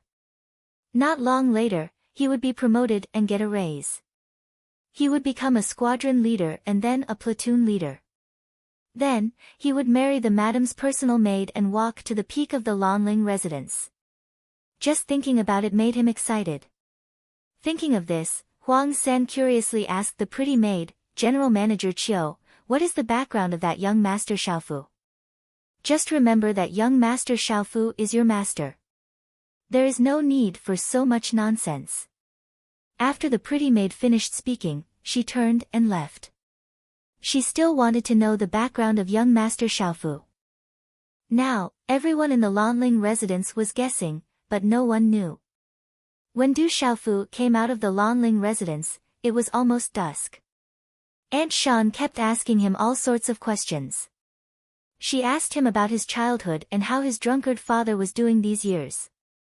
When he heard that his drunkard father had been drinking for more than 10 years, and that he was almost unable to cultivate and become a half-cripple, Du Xiaofu saw Aunt Shan's eyes moisten. In the end, if it wasn't for Du Xiaofu saying that he still had some things to do, he wouldn't have been able to leave the Lanling residence. However, the condition that Aunt Shan agreed to let him leave was for him to bring a few people with him. This was so that he wouldn't be unfamiliar with the Lanling residence. Thus, Du Xiaofu thought of Huang San. After all, he was more familiar with Huang San, and it wouldn't be too awkward to follow him around. However, what Du Xiaofu didn't expect was that other than Huang San, Aunt Shan also arranged for 4 Pulse Realm initial stage cultivators to follow him. There was also a perfect Pulse Realm cultivator by his side. There were a total of 7 people. They rode the black scale demonic horses that represented the Lanling residence, and swiftly went to the old residence. Du Xiaofu was also worried that something might happen to Dai Xingyu and Murong Yorua in the old residence. However, when Du Xiaofu returned to the old residence, only Dai Xingyu and the King Scale Demonic Tiger were there. The King Scale Demonic Tiger seemed to have suffered some kind of abuse. When it saw Du Xiaofu return, it had an aggrieved expression and was asking for help. "Big brother Xiaofu, who are they?" Seeing the 7 extraordinary black-scale demonic horses outside the door and feeling the fierce aura of those people, Dai Xingyu instinctively became vigilant after what happened in the morning. "They are my friends. Don't be afraid." Du Xiaofu's gaze swept across the courtyard and asked, "Where's your aunt?" Only then did Dai Xingyu remember. She immediately said to Du Xiaofu, "Big brother Xiaofu, my aunt just left not long ago. She said that she was waiting for you to return and wanted you to go to her hometown."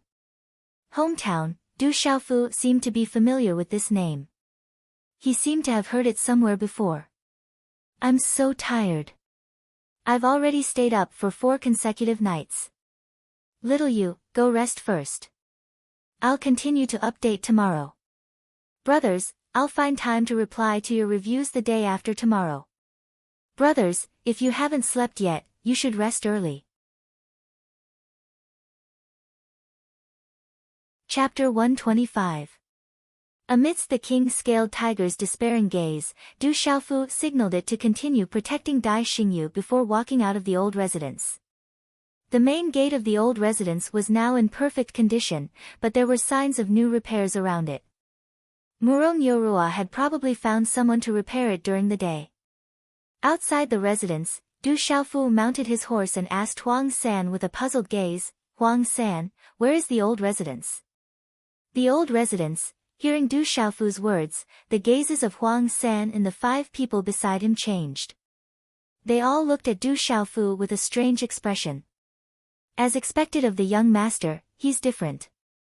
So he wants to go to the old residence. Huang San sighed inwardly. The old residence was a place he had always dreamed of visiting, but even with his status, he did not have the qualifications to enter. A simple expenditure in that place for a night was enough to earn him a year's salary. Seeing the strange gazes of Huang San and the others, Du Xiaofu was also puzzled. He asked, "What's wrong? Don't you know about the old residence?" "Young Master Xiaofu, I know about the old residence, but I've never entered it before." Huang San was a little embarrassed, and then respectfully asked a burly man in blue beside him, "Commander Zhang, you should have entered the old residence before. Why don't you tell young Master Xiaofu about it?" The burly man called Commander Zhang immediately blushed slightly, feeling a little embarrassed. After glaring at Huang San, he said to Du Xiaofu, "Young Master Xiaofu, actually I've only been to the old residence once before, and that was with some friends. It's the largest and most famous brothel in Lanling Prefecture City. All the girls there are not only beautiful, but most importantly, they all have extraordinary skills. Some are proficient in zither, chess, calligraphy, and so on. There are so many good points that a single trip there is enough to make a man so happy that he doesn't miss home. So it's a brothel." Du Xiaofu's eyes twitched inwardly. He immediately recalled that the boss of the old garden seemed to be one of the 4 young masters of Lanling, Meng Laikai. He didn't expect that Murong Yorua would ask him to go to the old garden. He didn't know what she wanted him to do. He would only know when he went.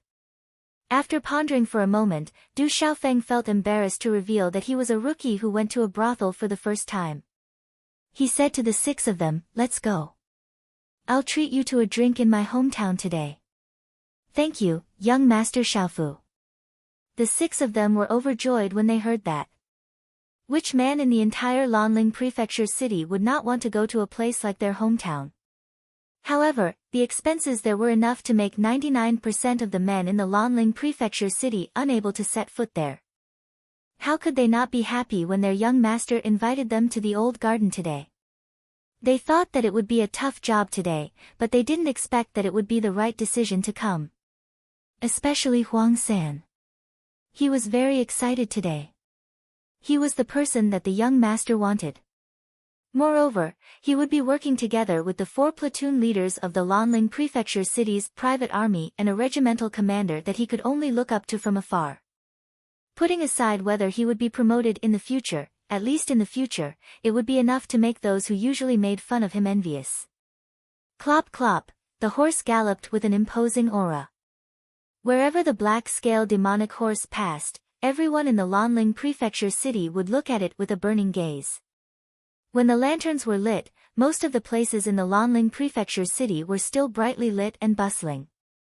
The most bustling place was Snow Moon Street, which was not far from the center of the Lanling Prefecture city. Every time the lanterns were lit, Snow Moon Street would be even more bustling than during the day. It was a place where countless men gathered. There was no lack of literati, rich and famous people gathered there. The most famous place in Snow Moon Street was none other than the Old Garden. The Old Garden was the paradise of all men's dreams. It was enough to make countless men's hearts ripple day and night.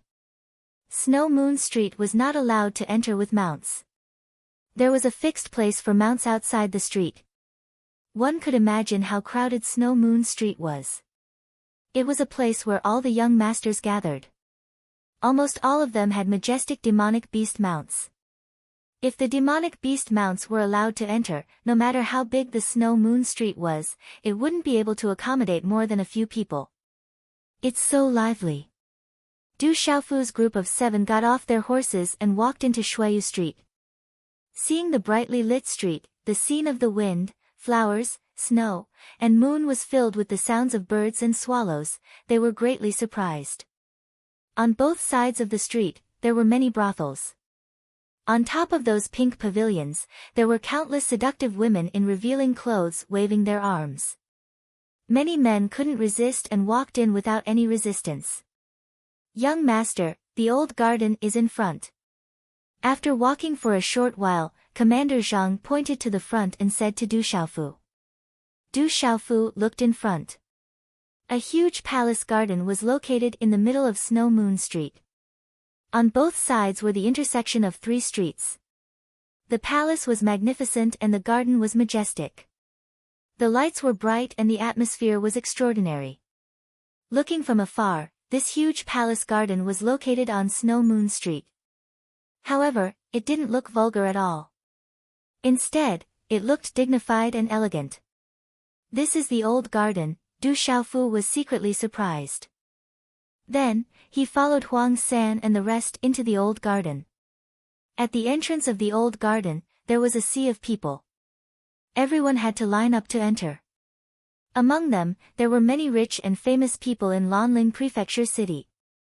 However, at this moment, at the majestic entrance of the old garden, they still had to line up to enter. There were also many arrogant and unruly young masters in the Lanling Prefecture City who were waiting in line to enter. They were all well-behaved and not a single one of them made a ruckus. Instead, there were many discussions in low voices. They were all talking about romantic affairs and the content wasn't very pleasant. The background is not simple. Du Xiaofu stood in the crowd and thought to himself. It was impossible for the old garden to not have some powerful background. "Young master, do you have a membership card for the old garden?" Finally, it was Du Xiaofu's turn. When he walked to the entrance of the old garden, he was politely stopped by a well-dressed young doorman. He had a smile on his face and looked very friendly. "Membership card? What kind of membership card?" Du Xiaofu was stunned. He seemed to have recalled that Murong Yorua mentioned before that the old garden required members to enter. Not just anyone could enter. Hearing Du Xiaofu's words, the young doorman continued to smile and said to Du Xiaofu, "Our old garden has a total of 3 types of membership cards. Silver card, gold card and supreme card. Purchasing a silver card costs 100,000 cultivation coins. After becoming a silver card member, you will be our distinguished guest. Every time you come to the old garden, you will receive our best service. Purchasing a gold card costs 500,000 cultivation coins. Gold card members are important distinguished guests of our old garden. Every time you come, you will not need to line up. We will arrange a VIP passage for you to enter. You can reserve the best private room and have priority to choose our beauties. There are also many other services. Purchasing a Supreme card costs 3 million cultivation coins. If you are our Supreme card member, then the old garden will be your home. You will definitely be satisfied." The doorman looked at Du Xiaofu and said everything in one breath. His face wasn't red and he wasn't out of breath. It was obvious that he had an extraordinary foundation. Being able to maintain a smile was definitely an extraordinary ability. Then, he continued to smile and asked Du Xiaofu, "May I know what kind of membership card this young master wants to buy?" Hearing the doorman's introduction, Huang San, Commander Zhang and the rest were stunned. The cheapest membership card cost 100,000 cultivation coins. To ordinary wealthy merchants, that was definitely a heartache. Even Commander Zhang was stunned. It wasn't that he didn't have 100,000 cultivation coins, but as a martial artist, he definitely didn't have any cash on him. 100,000 cultivation coins was all the equipment on him, including weapons, elixirs, and so on. As for a gold card that cost 500,000 and a supreme card that cost 3 million, even he could only suck in a breath of cold air. And if he went bankrupt and bought a gold card, he wouldn't have any money to spend. Commander Zhang, Huang San and the rest's gazes fell on Du Xiaofu. They didn't know how much this unfamiliar young master Xiaofu would spend in the gold-squandering cave today. The young master that the madam doted on should be a spendthrift. Under everyone's gazes, Du Xiaofu shook his head at the doorman and said, "I'm not buying a membership card. I'm here to look for Lady Murong Yorua." Hearing this, not only did Commander Zhang and Huang San's expressions change, but the smiling doorman's expression also changed. However, he still maintained his smile and said, "Young master, many people who come to the old garden are here to look for Lady Murong Yorua. If you want to enter, you should first buy a card. Only members can enter. I think 100,000 cultivation coins is very expensive. I don't plan to buy it." Du Xiaofu shook his head seriously and thought to himself, could it be that Murong Yorua is very famous in the old garden? Otherwise, why would there be so many people looking for her? Could it be that there are people with the same name? This is the old garden, a place of romance. Could it be? Thinking of this, Du Xiaofu looked at the doorman and said, "But I really want to go in and look for Lady Murong Yorua." Hearing Du Xiaofu's words, some of the people present were stunned. He was clearly here to pick a fight. Not far away, at the entrance of the old garden, a few burly men in tight clothes immediately walked in and stood behind the smiling doorman. Seeing this, the stunned Huang San, Commander Zhang, and the rest also changed their expressions. No matter what, nothing must happen to this young master. Young master, don't make trouble. The smiling doorman looked at Du Xiaofu. The smile in his eyes was not as strong as before. He said, "There are still many people waiting in line. Go home and play. I said that I'm going in to look for someone. I'll come out once I find her. You're a shop. How can you not let people in to look for someone? Could it be that you're a black shop?" Du Xiaofu said seriously. "When I woke up at 10 in the morning, I saw that there were more than 400 flowers. Thank you." Chapter 126. Spending 100,000 mystic coins to find a person. Although Auntie Shan had given Du Xiaofu a shocking 100,000 mystic coins for him to stroll around Lanling Prefecture as he pleased when he came out today, to have Du Xiaofu spend 100,000 mystic coins as a ticket to find a person in the old garden was something Du Xiaofu would rather die than do. Black market. Hearing Du Xiaofu's words, everyone's expressions changed. The smiling doorman and the burly men behind him also changed their expressions.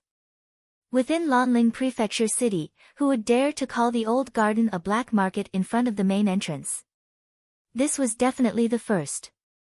"Kid, if you don't have money then scram home to drink milk. Even a brat who's still wet behind the ears is here to find a lady, don't block this young master's way." At this moment, a young man in a brocade robe could no longer hold back and rushed out. The little brat in front of him had been blocking his way for a long time. "Little brat, go home to drink milk." A brat who's still wet behind the ears actually came to the old garden to find a lady. As the brocade-robed young man walked out, several other young men in brightly colored clothes also walked out one by one, all of them looking at Du Xiaofu with mocking gazes. Seeing this, the smiling doorman and the burly men behind him also stopped what they were doing for a moment. Those who opened the shop were all customers. Since someone else had come to bother them, they were more than happy to watch. Seeing this, Huang San wanted to go forward. As a member of Lanling Manor, although Huang San's strength was average, he had the young master and Lanling Manor behind him. This time, he came to the old garden with the young master. It was considered an errand, so there was nothing to be afraid of. However, just as Huang San was about to step forward, Commander Zhang pulled him back, indicating for him not to act rashly. As a member of the military, he also wanted to test the capabilities of this young master whom the madam doted on so much. Secondly, it was best not to expose his identity as a member of Lanling Prefecture in a place like the old garden. "So it's young Master Lin. Young Master Lin, you haven't been here in a long time." Seeing the young man in the brocade robe smiling, the young doorman's face immediately regained its comfortable smile. I've been busy recently, so I went out of town. I haven't been here for a long time. I didn't expect that there would be little brats coming to my hometown looking for girls. Ha! The brocade-robed young man laughed heartily, his demeanor becoming increasingly arrogant. It seemed that he had bullied many people in the Lanling Prefecture city. His gaze once again mocked Du Xiaofu as he said, "Kid, why aren't you going back to drink milk? Why don't I bring you to my hometown today to broaden your horizons?" Ha! Du Xiaofu looked at the brocade-robed youth and asked, "Do you have a membership card?" The young man in the brocade robe was stunned. Then, he said proudly, "Of course I do. Not everyone has the ability to get a membership card for my hometown." The green-robed youth was very proud of himself. As a man, having a membership card in his hometown was indeed something to be proud of. "Can you give me your membership card?" Du Xiaofu's eyes immediately lit up as he looked at the brocade-robed youth in front of him. "I'll give it to you." Ha, this kid's brain must be fried.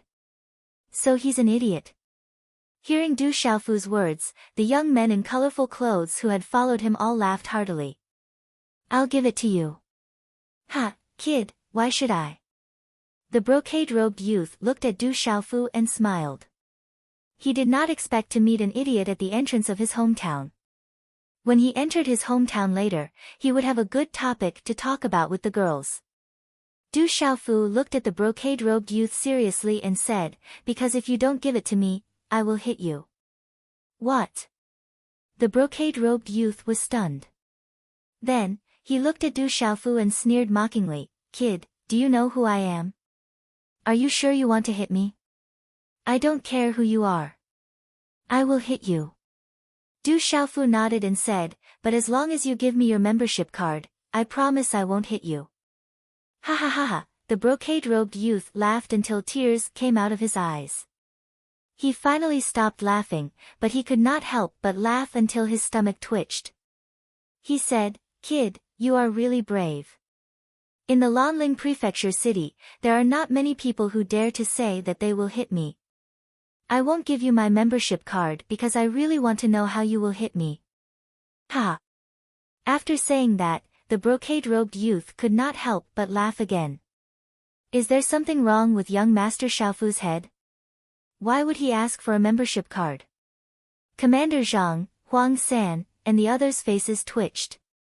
They originally thought that this young master was here to eat and drink well. They did not expect this young master to be such a young master. Amidst the laughter, Du Xiaofu was still calm.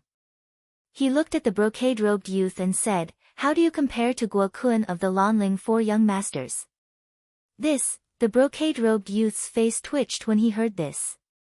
Although he was somewhat famous in the Lanling Prefecture city, it was naturally not enough when compared to the Lanling Four Young Masters. They were not on the same level at all. One should know that the young master of the Lanling Prefecture city was one of the Lanling Four Young Masters. He immediately glared at Du Xiaofu and said, "Young Master Guo is a well-known figure in the Lanling Prefecture city. I am naturally a little inferior, but I still meet up with young Master Guo frequently." The brocade-robed youth did not dare to admit that he was comparable to Guo Kun, but he was smart enough to praise himself. However, anyone with a discerning eye would naturally know that when the brocade-robed youth said that he met up with young Master Guo frequently, he was just being a follower. He was probably not even qualified to be a follower. Du Xiaofu did not mind and continued to ask, "How do you compare to He Jun, who is also one of the Lanling Four Young Masters?" "Young Master He." The brocade-robed youth's face twitched again and said, "Young Master He is the young master of the White Tiger sect. His cultivation is amazing, so I am naturally a little inferior." Hearing Du Xiaofu's words, Regiment Commander Zhang, Huang San, and the rest looked at each other and waited to see what would happen. However, all of them were secretly prepared. If anyone dared to touch this young master, they would protect this young master even if they had to tear down this old manor. After all, this old manor was powerful. However, no matter how powerful it was in Lanling Prefecture city, it couldn't be compared to the prefecture master. Du Xiaofu suddenly smiled, then looked at the young man in the brocade robe and said mysteriously, "You probably don't know, but today, He Jun and Guo Kun were both beaten to a pulp. They were beaten so miserably." TSK, what? Young Master Guo and young Master He were beaten up? Are you kidding me? The brocade-robed youth was stunned. In the entire Lanling Prefecture city, it was impossible for anyone to beat up the two young masters. When the surrounding people heard this, they all became curious. Two of the Lanling four young masters were beaten up. This was definitely the biggest news in the Lanling Prefecture city. Even Huang San, Commander Zhang, and the rest were curious. They had all heard of the Lanling four young masters and had some understanding of them. The sturdy man and the smiling young doorman at the entrance of the Lanling Prefecture city also looked at Du Xiaofu curiously. Young Master Guo and young Master He, who were equally famous as the young master, were beaten up. This was definitely something that would shock the entire Lanling Prefecture city. When everyone's eyes fell on Du Xiaofu looked at the brocade-robed youth. He was afraid that someone would not believe him and said seriously, "They were really beaten up." They were beaten up badly. Impossible, who beat them up? The brocade-robed youth was still in disbelief. "I beat them up. I beat them up on behalf of justice." As soon as Du Xiaofu finished speaking, he threw a punch in front of everyone's eyes. Then, it landed heavily on the brocade-robed youth's nose. Crack! This punch did not use any profound qi, but the brocade-robed youth was not prepared at all. In addition to Du Xiaofu's pure physical strength, the outcome was obvious. When the punch landed, the sound of the brocade-robed youth's nose bone breaking could be heard. "Ah!" The brocade-robed youth screamed and immediately took a few steps back. Blood gushed out from his nostrils. The pain caused by the broken cartilage made him scream. This scene shocked everyone. No one really thought that Du Xiaofu would dare to make a move.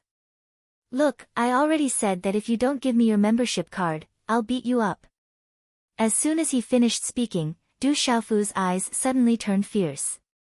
This was because Du Xiaofu realized that the other youths around the youth had already rushed over. The few brawny men at the old garden's entrance also rushed over in a panic. Bam, bam. Deep sonic booms kept ringing. The purple-robed figure in the middle of the field dazzled everyone's eyes. A faint golden glow flickered. Bam, bam, everything happened within a few breaths of time. Then, everyone saw the figures that pounced on the purple-robed youth fly out. All of them landed heavily on the street outside the old garden, causing the ground to crack. All of them were dripping with blood. The few youths were actually quite strong. They were all at the innate realm and were considered to be quite capable. Especially the brawny men from the old garden. Their strength was not at the pulse of Tao realm, but they were all at the nirvana realm of the innate realm. The two leaders were even at the complete innate realm. They were definitely not ordinary.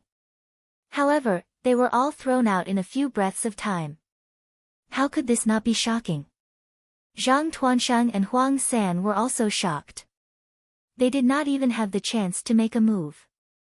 Huang San did not see the attack clearly, but Captain Zhang definitely saw it clearly. It turned out that this young Master Xiaofu was actually such a terrifying person. To be honest, he was really shocked. "It's not easy for me to come to Lanling Prefecture City, and you actually want me to go home and drink milk. Are you purposely letting me beat you up?" Du Xiaofu's figure appeared in front of the brocade-robed youth who was covering his nose with blood. His fist landed on the youth's palm that was covering his nose. "Ah! Brat, you dare to hit!" Chapter 127. Bang! The brocade-robed youth screamed, but before he could finish, another punch landed on his mouth. Bang! Immediately after, another punch landed on the bridge of his nose. "Save me!" The brocade-robed youth screamed in agony. He was also at the Xiantian level, but in front of Du Xiaofu, he had no power to resist at all. He was completely a human punching bag. After taking several punches, he finally fell to the ground. Bang bang bang. Du Xiaofu did not hold back at all, ruthlessly stomping on the brocade-robed youth's abdomen and chest a few more times.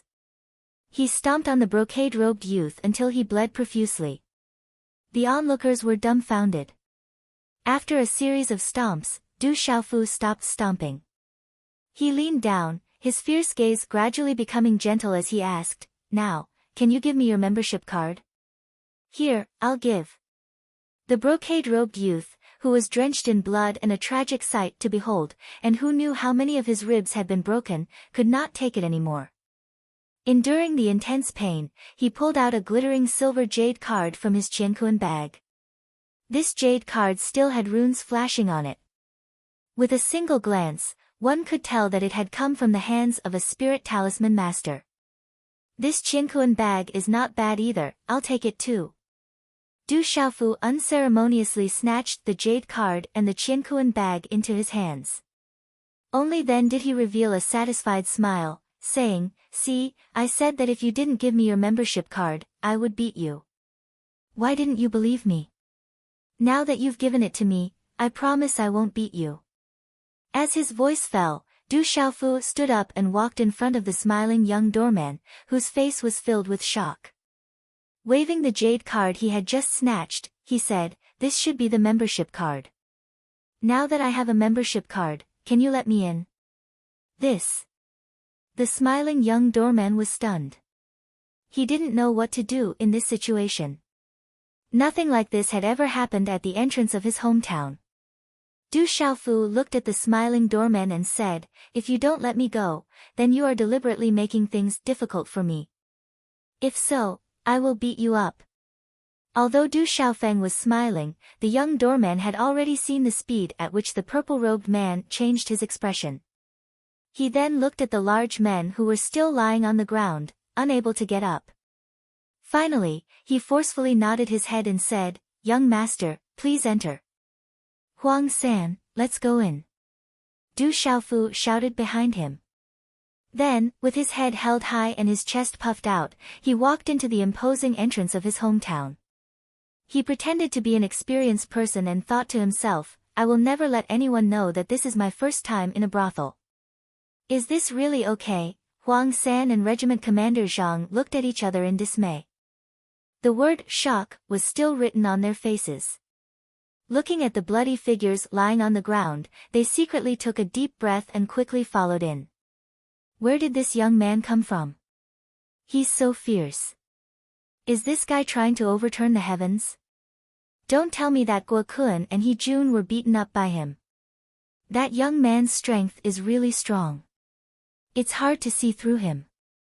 As Du Xiaofu, Huang San, and the rest entered the hometown, the surrounding people were discussing and sighing. To be able to enter the hometown like this, today was really an eye-opener. "Bastard, I will not let you go. I will make you pay the price. I will make you suffer a fate worse than death." The brocade-robed young man looked at Du Xiaofu's back. His ribs were broken and he couldn't even get up. After being beaten up, he lost all his face. Even his qianquan bag was stolen. How could he not take revenge? After Du Xiaofu, Huang San, and the rest entered the hometown, a magnificent scene appeared before everyone's eyes. It was so magnificent and luxurious that it made people gasp in amazement. Even the roof was covered with pebble-sized luminous pearls. The densely packed interior was extremely dazzling and hazy, causing people to be intoxicated. In addition to the magnificent and luxurious decorations, it was indeed worthy of being a place to indulge in a life of luxury. The interior of the hall was huge. The line of sight was hazy and there was a sea of people. It was completely the legendary wine forest and meat pool, a cave of ecstasy. "Young master, lords, please come in." Just as Du Xiaofu and the rest were sizing them up, a row of extremely delicate and pretty young women welcomed them. The 7 ladies immediately took the initiative to wrap their arms around everyone's arms. It was as if they were lovers who hadn't seen each other for a long time. It made people feel an indescribable warmth as if they had returned home. Miss, I'm here to look for Miss Murong Yorua. After all, it was Du Xiaofu's first time coming to such a romantic place. When a young lady came up and wrapped her arms around his arm, he immediately pulled his arm away. Young master, this is where you are wrong. Although I'm not as attractive as little sister Yorua, you should at least ask for my name before looking for little sister Yorua. The delicate young lady looked to be around 22 or 23 years old. When she saw Du Xiaofu's appearance, she immediately gave him a charming glance. Then, she continued to wrap her arms around Du Xiaofu's arm and snorted coquettishly. Then, she turned to Huang San, Commander Zhang, and the rest behind Du Xiaofu and said, Lords, am I right? Yes, what the young lady said is right. Commander Zhang and the rest immediately cheered. So, the young master was here to look for the famous Miss Murong Yorua. She was so young, but she wasn't ordinary. They immediately felt that the distance between them had shortened by quite a bit and they weren't as unfamiliar as before. When Du Xiaofu was teased by Huang San, Commander Zhang, and the rest, he immediately puffed out his chest. He ruthlessly pinched the delicate young lady's perky buttocks and said, You're quite firm. It won't be too late to ask for your name when I come in the future. Young master is amazing. Huang San, Commander Zhang, and the rest were stunned for a moment. Then, they laughed heartily. However, they were quite honest with the young lady beside them. This was because everyone knew that the young ladies in the hometown sold their skills and not their bodies. If they got along well with you, it wouldn't matter if you took advantage of them. If there wasn't any fate, then it wouldn't do. However, the hometown was like this. It made everyone unable to eat it, but it made your heart itch unbearably. This made the business even more popular. Moreover, coming to the hometown was already a symbol of status. The delicate young lady was stunned. She originally thought that this purple-robed young man was coming to the brothel for the first time and was also very handsome. Therefore, she deliberately wanted to tease him. She didn't expect this purple-robed young man to be so bold and direct. However, she didn't seem to be angry. She glanced at Du Xiaofu without changing her expression. However, she was also on guard against Du Xiaofu. She said, Young master is too bad. Isn't it that women don't like bad men? Du Xiaofu pretended to be experienced and smiled faintly. Then, he said to the delicate young lady, All right, bring me to see Miss Murong Yorua. The delicate young lady's expression changed slightly. Then, she said to Du Xiaofu, This young master should be coming here for the first time. You don't know that Sister Yorua isn't someone that anyone can meet. Why is that? Du Xiaofu asked in confusion. The delicate young lady said, Because Sister Yorua is the courtesan of our hometown. All the girls in our hometown sell their skills and not their bodies. Sister Yorua only sees one guest every day. However, she already has a guest today. Is that so? Du Xiaofu frowned. He didn't know if the Murong Yorua of the hometown was really the Murong Yorua he was looking for. Could she really be the courtesan here? Seeing Du Xiaofu's expression, the delicate young lady continued, If this young master really wants to see Sister Yorua, there is a way. In a while, Sister Yorua will be playing the guzheng on the guzheng platform in the pavilion above. Young master can find a private room on the second floor. This way, you can be closer to Sister Yorua. If you are lucky, you will have a chance to see her true appearance. Alright, bring me to the second floor. Du Xiaofu nodded. Then, he said to Huang San, Commander Zhang, and the others behind him, Commander Zhang, Huang San, you guys can go downstairs and play. All the expenses will be on my account. I will go to the second floor to find a friend. Thank you, young Master Xiaofu. We will wait downstairs. Huang San nodded. In his heart, he was thinking, how is this young master going to find a friend? He is obviously going to find the courtesan. Young master, please. The delicate young lady had seen all kinds of people every day. Naturally, She had a discerning eye. She saw that Commander Zhang and the others had an extraordinary aura. However, she was unusually respectful to this purple-robed young man and was even more polite.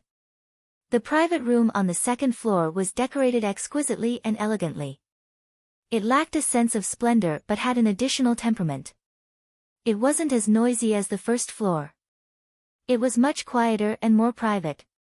Pushing open the large window of the private room, one could see a platform that was more than 10 meters high.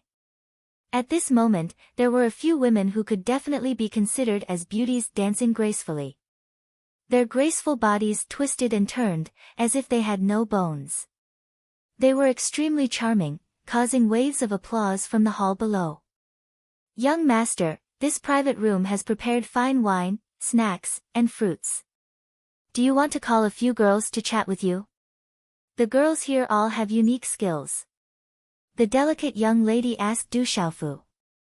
"Are there any girls who are spirit symbol masters?" Du Xiaofu asked. This. The young lady was stunned. Suddenly, her face twitched. What a joke! How could a noble spirit symbol master fall into the dust of a prostitute? She immediately said, "Young master really knows how to joke." "I am not joking. If there are no girls who are spirit symbol masters, then forget it. You can go down first. I will be here by myself." Du Xiaofu said. "Then young master, if you need anything, just call me."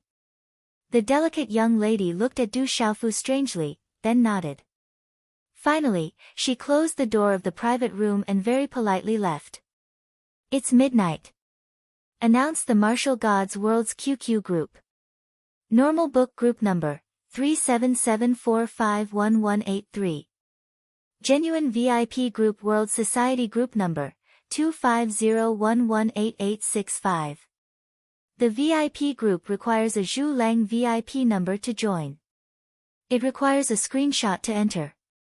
Brothers who do not have a VIP number do not join. In the World Society, there are Mr. Perfect, Ms. Perfect, Little Lolas, Big Sisters, and all kinds of beauties. Brothers who have a VIP number should hurry up and join.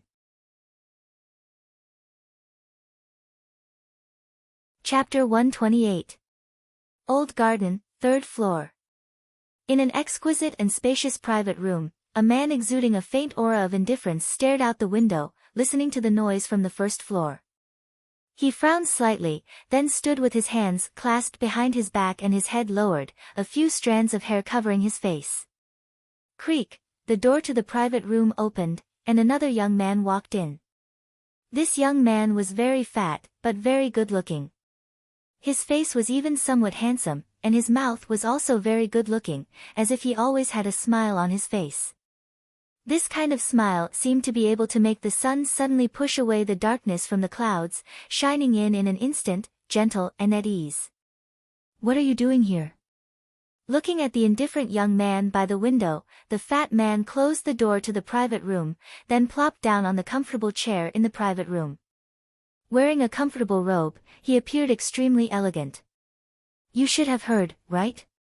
The young man by the window said, not turning around, not even looking back. His voice was also somewhat cold, with a hint of coldness. The fat man's expression immediately became more serious, then a wry smile appeared at the corner of his mouth, saying, "Are you talking about Guo Kun and He Jun? They were beaten this morning. I received the news in the morning, and at night, someone came to tell me personally. Then, that troublesome master also graced me with his presence. That troublesome master naturally came because of Murong Yorua. I just want to know the background of that brat, and whether he is just a fierce man or a powerful dragon crossing the river." The young man by the window finally turned his head. Under the dim light of the private room, his long black hair with distinct layers, slender and long almond-shaped eyes, and under the high bridge of his nose were two thin lips that held pride. He was dressed in a golden robe, indifferent and arrogant. "I don't know whether he is a powerful dragon crossing the river or a fierce man, but I just received news that the guy who beat up Guo Kun and He Jun is now on the second floor." The fat man said, then a smile appeared on his face, saying, "But I quite admire that guy. The way he came in is quite special, beating up the son of one of your city guard commanders, and not lightly at that." The indifferent and arrogant young man didn't seem to be interested in how he got in. He looked at the fat young man and raised his eyebrows slightly. "I heard that he stayed at Murong Yorua's place last night. Is he the man of that troublesome master? That's why he dared to touch Guokun and Hee-jun." "Impossible. Do you think that troublesome master will let a man live under the same roof as Murong Yorua?" The fat young man directly shook his head in denial, and then he said, "Moreover, you should be aware of the character of that troublesome person. He has never been interested in our matters. It's fine so long as we don't offend him. Not to mention that the troublesome person who came here today was probably sent by Murong Yorua to deal with Guokun and Hee-jun. So, that kid probably isn't that troublesome person's subordinate. What's that guy doing here?" The indifferent young man raised his head slightly when he heard this, and then he gazed at the fat young man and said, "First it was Guokun and Hee-jun. Could it be that kid is here to look for you?" The fat young man immediately frowned when he heard this, and then he said, "I heard the people below say that he's here to look for Murong Yorua. In that case, that kid might also be here to look for that troublesome master." The indifferent young man looked at the fat young man. A moment later, he said, "Are you interested in meeting that kid? What's wrong with you today?" "Not everyone is qualified to meet us," said the fat young man with a smile. The indifferent young man's eyes flickered a little as he said, "Since he can beat up Guokun and Hee-jun, he has the qualifications. Now that he's here with you, it's even more fate. How can we not meet him?" On the second floor, in a private room, Du Xiaofu was tasting the good wine on the table. The door of the private room was opened, and the delicate and pretty woman from before walked in respectfully. Her expression and attitude were much more respectful. "You found a talisman master to accompany me to drink?" Du Xiaofu raised his head and asked. The delicate and pretty woman smiled bitterly, and then she respectfully said, "Young master, our young master invites you to the supreme private room on the third floor for a chat." "The young master of the hometown?" Du Xiaofu put down his wine cup and gazed at the delicate and pretty woman. "Yes." The delicate and pretty woman nodded. She was even more unable to guess the identity of this young man before her.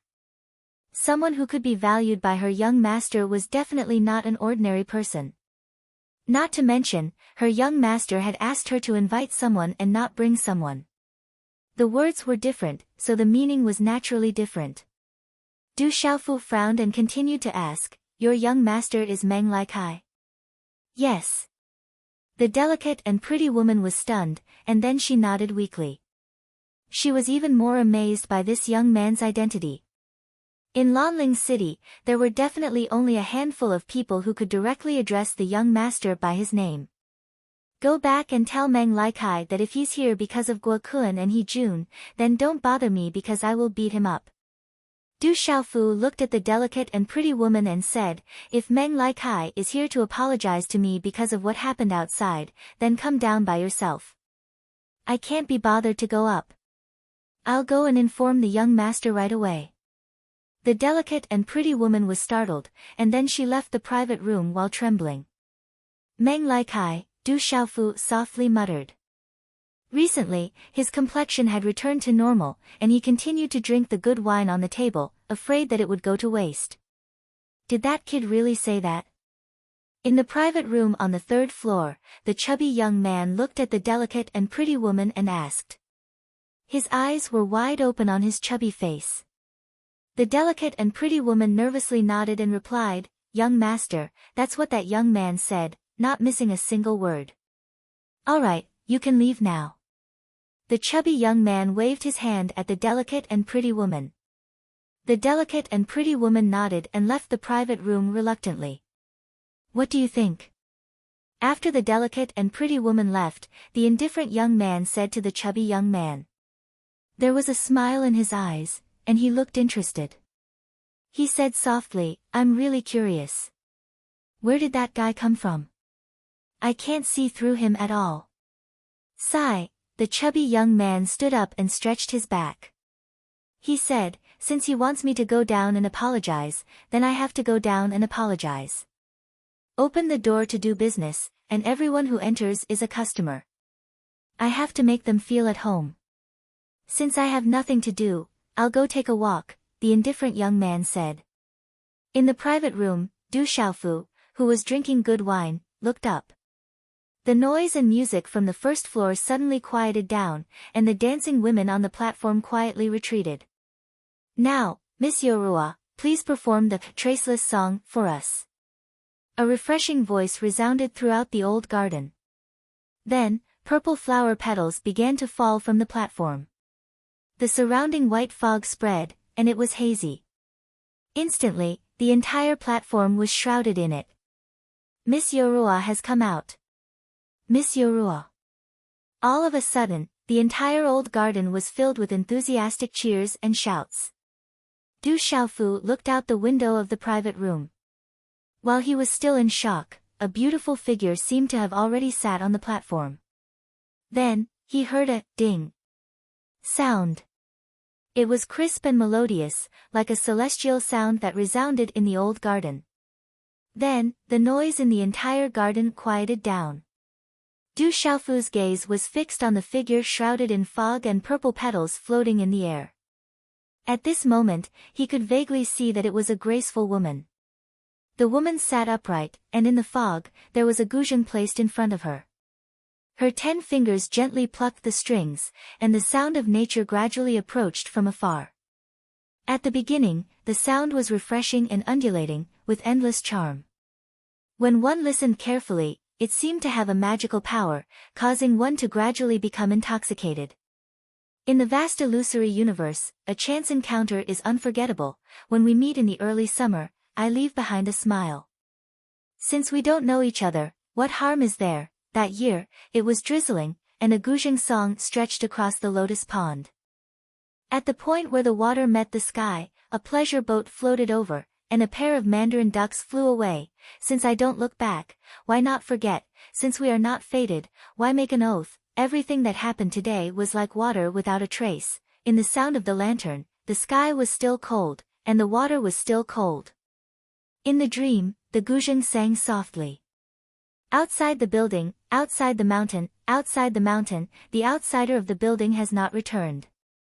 Looking back, I have long passed the river of forgetfulness, and the person playing the guzheng teared up. What day is it? You are already a stranger. Today is not yesterday. Autumn is the same as before, and I am empty and thin. A crisp and melodious female voice came along with the sound of the guzheng. It was crisp and gentle, as if it was telling the thoughts of a young girl. At first, it was charming and gentle, but then it became gentle and resentful. It made one feel an indescribable sense of sorrow when listening to it.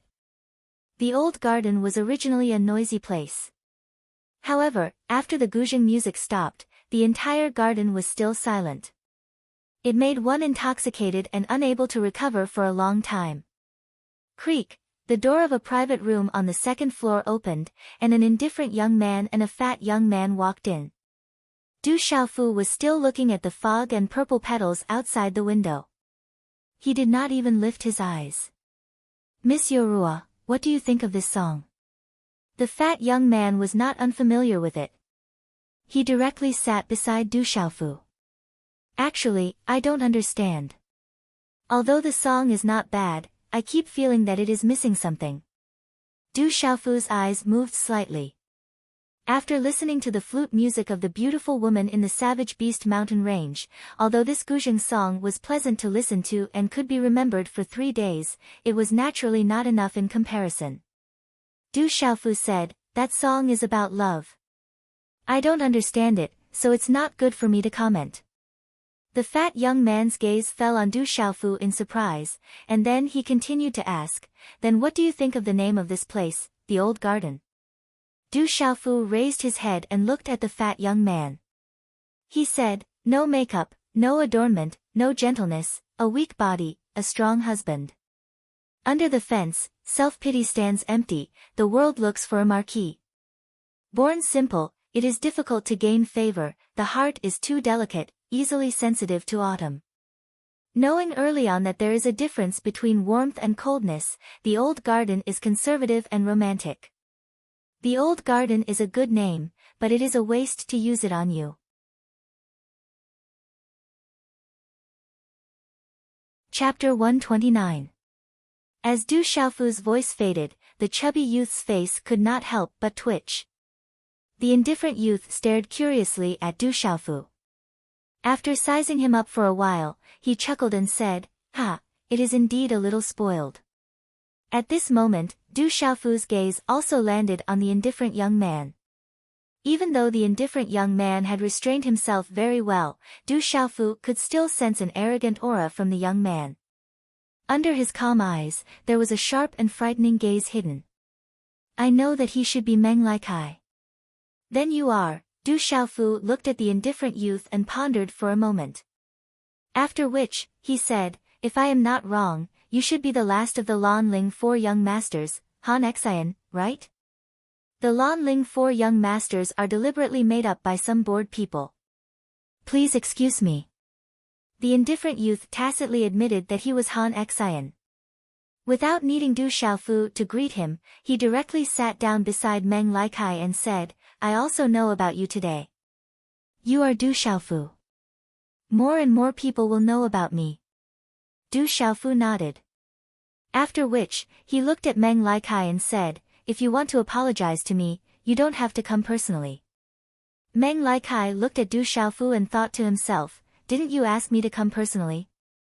While Meng Laikai was thinking to himself, Du Xiaofu continued, "As long as you waive the bill for my drinks tonight, I will be very happy. I will waive all your expenses tonight." Meng Laikai looked at Du Xiaofu with his chubby face and tried his best to maintain his poise. He said, "Do you want me to find you a few more girls?" Meng Laikai couldn't help but add, "It's also free." "No need. I am not a casual person." Du Xiaofu's eyes lit up when he heard that. Then, he said regretfully, "If only you were my friend. With a friend like you, I would be very happy in the future." "If you think we're friends, we'll be friends right away," Meng Laikai said as he looked at Du Xiaofu. "At least we're not friends yet." Du Xiaofu shook his head and said to Meng Laikai, "Are you sure you didn't come looking for me because of He Jun and Guo Kun?"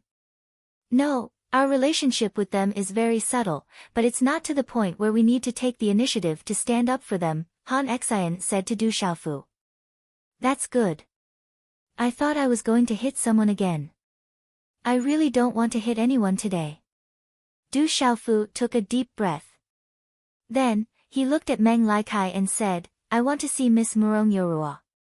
You are the boss here. You should be able to arrange it, right?" Du Xiaofu's words once again made Han Xian and Meng Laikai feel uneasy. Meng Laikai was stunned. Then, he looked at Han Xian. His gaze fluctuated. Finally, he looked at Du Xiaofu again and asked, "As far as I know, you and Miss Murong Yorua are very close. Why are you looking for her?" "I don't know. She asked me to come." Du Xiaofu sighed. Han Xian's indifferent gaze fluctuated a little. Then, he looked at Meng Laikai and said, "Miss Yorua seems to be accompanying that person on the 3rd floor, right?" Meng Laikai was stunned. Then, he smiled and looked at Du Xiaofu, saying, "Although I'm the boss here, I really can't intervene in Miss Yorua's matters. She should be accompanying an important guest now. If you want to find her, I can let you go. But when the time comes, don't say that we brought you there. Just say that you wanted to go there." Du Xiaofu looked at the two of them and said, "All right, bring me there." Meng Laikai nodded. Then, the three of them went to the 3rd floor together. On the 3rd floor, in a quiet and elegant private room, everything was decorated in an antique style. A thin young man stood beside a graceful woman in a purple dress. The young man was very handsome. He had big charming eyes that were deep and bright. His delicate face was like a woman's. Especially his lips, which were outlined in a dazzling smile. "Yorua, you know that you don't have to stay in your hometown. I don't want you to be stared at by other men every day. There are no good men, the thin young man said as he looked at the graceful woman. The graceful woman in the purple dress smiled. Her delicate body was like a jade willow, light and tender. Her smile was very beautiful. Not only was she beautiful, but she also had a very elegant temperament. Especially when she had just finished playing the zither, there was an antique aura. She was as beautiful as a fairy who had walked out of a painting. She was Murong Yorua. Alright, don't talk about this anymore. Thank you for coming today. Murong Yorua smiled at the thin young man. She pulled the thin young man to a seat without much restraint. It seemed that their relationship was not shallow. Guokun and Hee-jun, those two blind things, clearly know that you are my woman. How dare they cause trouble for you? It seems that I am usually too gentle, the thin young man said. The skinny young man said with a cold expression, I'll get them to apologize to you personally. When did I become your woman? Murong Yorua looked at the thin young man and smiled. You. I don't know what to say about you. But I want to know who that kid is. Why are you so nervous about him? The thin young man stared at Murong Yorua, waiting for her answer. I am not nervous about him. For some reason, Murong Yorua's reaction to this sentence was particularly big. There was even a little blush on her cheeks. It seemed that she did not dare to look directly into the thin young man's eyes. He saved me and even helped Xingyu. It was because of me that he got into trouble. So, I hope that he will be fine. You two are related. You just blushed. I have known you for so long, and this is the first time you are like this. You don't even dare to look into my eyes. So, you two are definitely related. The thin young man looked at Murong Yorua, his gaze fluctuating. Creak, at this moment, the door of the private room was opened. Then, 3 people walked in. Looking at the 3 people who came in, Murong Yorua raised her head. Her eyes were filled with surprise. Du Xiaofu followed Han Xian and Meng Laikai to a private room on the 3rd floor. Without knocking, Meng Laikai directly pushed the door open and saw Murong Yorua sitting together with a young man in the private room. This Murong Yorua was the Murong Yorua that Du Xiaofu was looking for. From Guokun's words in the morning, Du Xiaofu had already guessed that Murong Yorua was the famous courtesan of the old flower garden in the entire Lanling prefecture city. But for some reason, as soon as he walked into the private room, he saw Murong Yorua sitting together with a young man. The two of them were sitting very close to each other. They were even holding hands. It was obvious that their relationship was not shallow. This made Du Xiaofu feel unhappy. At this moment, the thin young man's gaze also fell on Han Xian, Meng Laikai, and Du Xiaofu. His large eyes were slightly cold. He opened his mouth and said softly, Han Xian, Meng Laikai, the two of you are becoming more and more unruly. First, it was Guokun and Hee-jun. Now, it's the two of you. It seems that the so-called forebears of Lanling are looking down on me more and more. The thin young man's voice was very pleasant. He did not give Han Xian and Meng Laikai any face at all. He directly called the Hulun young masters the forebears of Lanling. However, Han Xian and Meng Laikai were not angry at all in the face of this thin young man. It was as if being scolded by this thin young man was a very normal thing. Meng Laikai, in particular, had to put on a smile. He then pointed at Du Xiaofu and said, how would we dare to disturb you? We couldn't stop him. He was the one who insisted on looking for Miss Yorua. As Meng Laikai's voice faded, the thin young man's gaze fell on Du Xiaofu. Du Xiaofu! Murong Yorua exclaimed in shock. Then, she got up and went to Du Xiaofu's side. She did not expect Du Xiaofu to come in with Meng Laikai and Han Xian. She smiled apologetically and said, I was worried about whether I had come in with you. I forgot to arrange for you to come in. I'm really sorry. I thought it might be someone with the same name. I didn't expect it to be you. Du Xiaofu was surprised to see Murong Yorua, but he was not surprised. He then said to Murong Yorua, "It doesn't matter. Anyway, I came in and heard a moving song. It was very pleasant to listen to." Murong Yorua smiled faintly and said, "I'm sorry." Meng Laikai stared at Du Xiaofu from the side with a look of disdain. He thought to himself, this guy clearly didn't say that in front of us. He clearly said that the zither music was still lacking. "It was really pleasant to listen to," Du Xiaofu said seriously. "Yorua, so this kid is the Du Xiaofu you were talking about." The thin young man also got up and walked to Murong Yorua's side. Then, he took Murong Yorua's hands and played with them in his white palms, as if declaring his sovereignty. He glanced at Du Xiaofu and said, "You look like a kid who is still wet behind the ears. I'm a little surprised that you can beat He Jun." Du Xiaofu didn't know why, but when he saw the thin young man playing with Murong Yorua's hand, he felt even more uncomfortable. He listened to the thin young man's words and said, "You also surprised me. It turns out that a man can be as good-looking as you. You look like a woman, but I feel that you're too feminine." Du Xiaofu didn't know why. "Kid, I dare you to say it again." The thin young man's anger suddenly surged. Du Xiaofu had never been a person who gave in or was threatened. He immediately said, "I said you look like a woman. What's wrong with that? I admire your courage." As the skinny young man's voice faded, a terrifying aura erupted from his skinny body. This aura was so powerful that it caused the entire room to tremble. Han Xian's and Meng Lightsai's expressions changed, but a faint smile appeared in their eyes. "I'm a little slow writing today. There are more chapters, but brothers, save them for tomorrow. Don't delay your rest."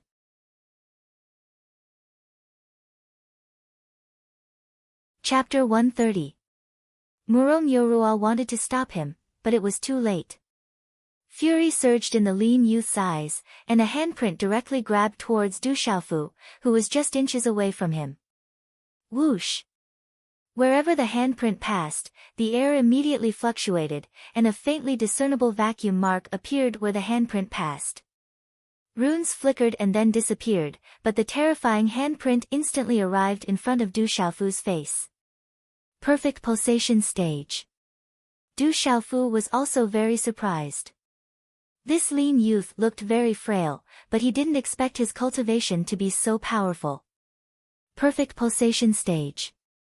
That was the same cultivation as his uncle, but this lean youth's aura was clearly more powerful than his uncle's. Du Xiaofu moved. His movements were lightning fast, and the handprint in his hand quickly condensed. In an instant, pale golden profound energy surged around his body, and a terrifying and overbearing aura instantly surged. A fist with the force of a thunderbolt directly and fiercely collided with the former's handprint. Bang! Everything happened as fast as lightning. As a deep sonic boom rang out, Du Xiaofu's body staggered back several steps, and then fiercely collided with the window, causing the wall to crack. So powerful. Du Xiaofu was shocked. This lean youth was actually so powerful. He wasn't just a little bit stronger than He Jun. Just now, he was clearly at a disadvantage. If it wasn't for the golden rock's body refining technique, he wouldn't be able to contend against this lean youth. Thump! Thump! The lean youth's body was also forced back. In the end, his back collided with the wall, and the wall instantly cracked. Perfect Xiantian stage. How can he be so powerful? Impossible. With his back against the wall, the skinny young man looked at Du Xiaofu. His deep and large eyes were filled with shock. The skinny young man knew that the other party had defeated He Jun, so he was definitely not an ordinary person. Therefore, he used his full strength from the start because he had never been a love rival. This was what his father had taught him since he was young. The skinny young man remembered that on the first day of cultivation, his father had told him that he should never underestimate anyone because he had a brother named Du Tingxian. Anyone who underestimated him would end up defeated miserably. Therefore, the thin young man had never underestimated anyone since he was young. However, he had never imagined that the purple-robed young man was only at the perfected first heaven stage. Boom! At that moment, the entire old garden trembled. The lively old garden was suddenly filled with confusion and shock. Then, they raised their heads and looked at the third floor. The walls of the third floor were starting to crack. "Don't do it, stop," Murong Yorua snapped back to her senses and immediately shouted. "The two of you, please show mercy." Meng Lightsai's face was pale and pained. The two of them were actually serious. They were going all out as soon as they made their move. They were going to tear down his old garden. However, the skinny young man did not pay attention to Murong Yorua and Meng Likai. He looked at Du Xiaofu, who was leaning against the window. An even more powerful profound qi surged. His skinny body was like a fierce beast at this moment. Accompanied by a faint muffled sound, he carried a terrifying aura and pounced towards Du Xiaofu like lightning. The thin young man once again appeared in front of Du Xiaofu as fast as lightning across the short distance between the rooms. "Humph." Du Xiaofu growled in a deep voice. His body was wrapped in a faint golden light, and there seemed to be faint golden runes surging. Then, under the shocked gazes of Han Xian, Meng Likai, and Murong Yorua, he used the strength of his body to fiercely collide with the skinny young man. Du Xiaofu did not use any martial skills, nor did he use any moves. Instead, he used his body as a weapon at the fastest speed to directly collide with the skinny young man. Under this kind of impact, how big was the private room? The thin young man had no way of dodging. Boom! In the blink of an eye, the two of them were already looking at each other. Du Xiaofu's body was wrapped in a faint golden light. The suppressed fighting intent also suddenly erupted at this moment, causing the energy in the old garden to boil. Under the shocked gazes of the three people in the old garden, the two figures collided like meteorites. The entire old garden trembled, and a low muffled collision sound resounded. Bang! Bang! Bang! Waves of air billowed into the sky as the skinny figure was forced to take a few steps back. His expression changed drastically once again as he felt as if he had been hit by a terrifying demonic beast. His entire body was trembling, his chest was in pain, and his internal organs were in turmoil.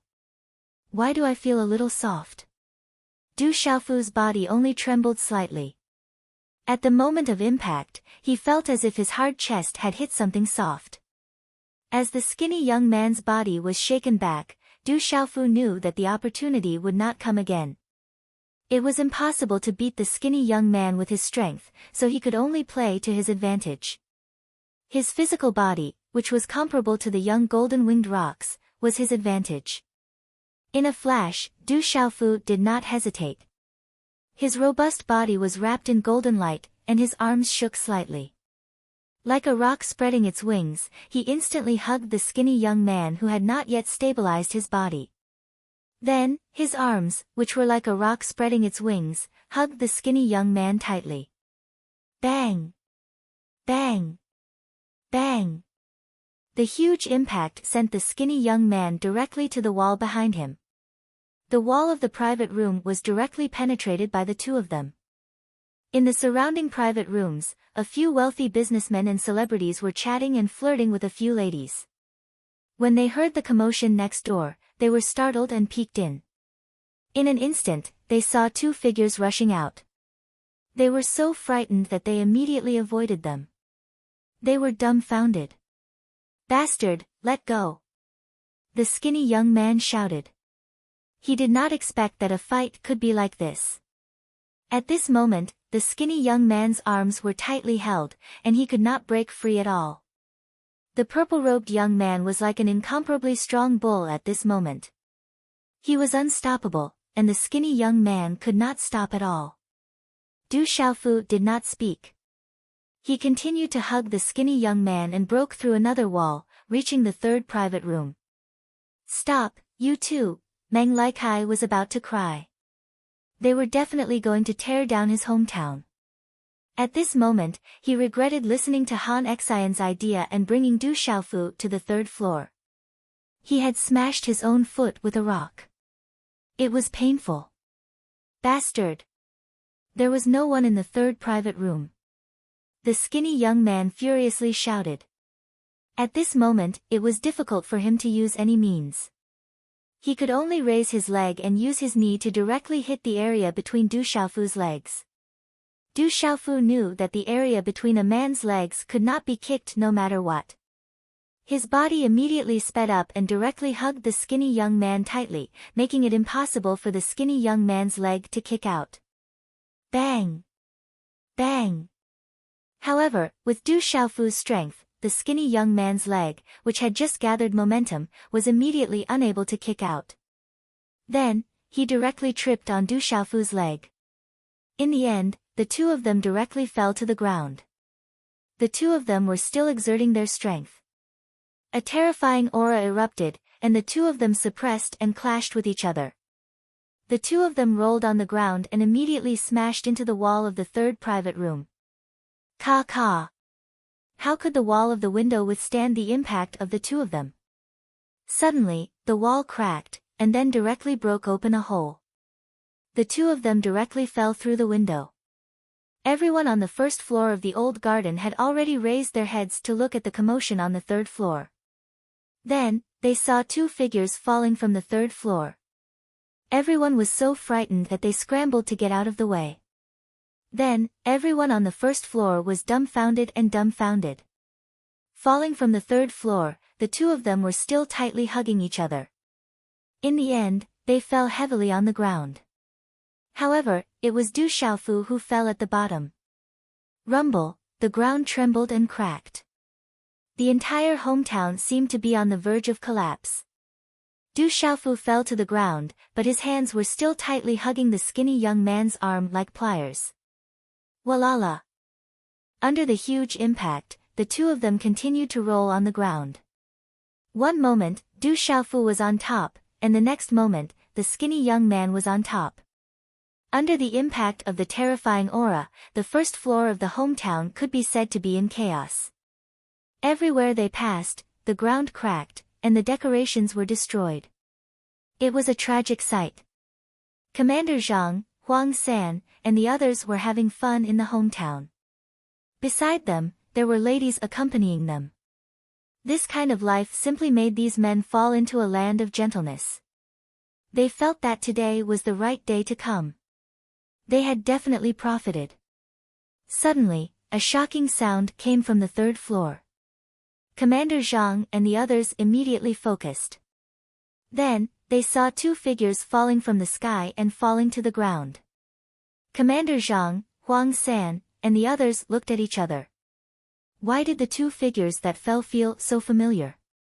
Even the aura was familiar. Suddenly, they were shocked. They did not even care about the ladies beside them and immediately rushed forward. Bastard, I will not let you go. The skinny young man finally reached the top once again. He had been unable to break free from Du Xiaofu's grip. Finally, he was completely enraged. After letting out a loud roar, he had no choice but to use his head to headbutt Du Xiaofu's forehead. Bang! Under this kind of impact, the skinny young man felt that the other party was fine. However, his head was buzzing and he almost fainted. This was definitely the toughest head he had ever seen. Let go of me. The skinny young man went crazy. As if he had lost control, he actually opened his mouth and bit Du Xiaofu's nose. Du Xiaofu's body was protected by the body refinement technique and profound energy, but his nose was not protected. Ah, Du Xiaofu screamed. It was a real scream. It was definitely an excruciating pain. It felt as if his nose was about to be bitten off. 6 Watch period, 3:30 a.m. Xiao Yu continues to write. Brothers who are still reading, remember to vote for today's recommendation. It's Monday, the recommendation is very important.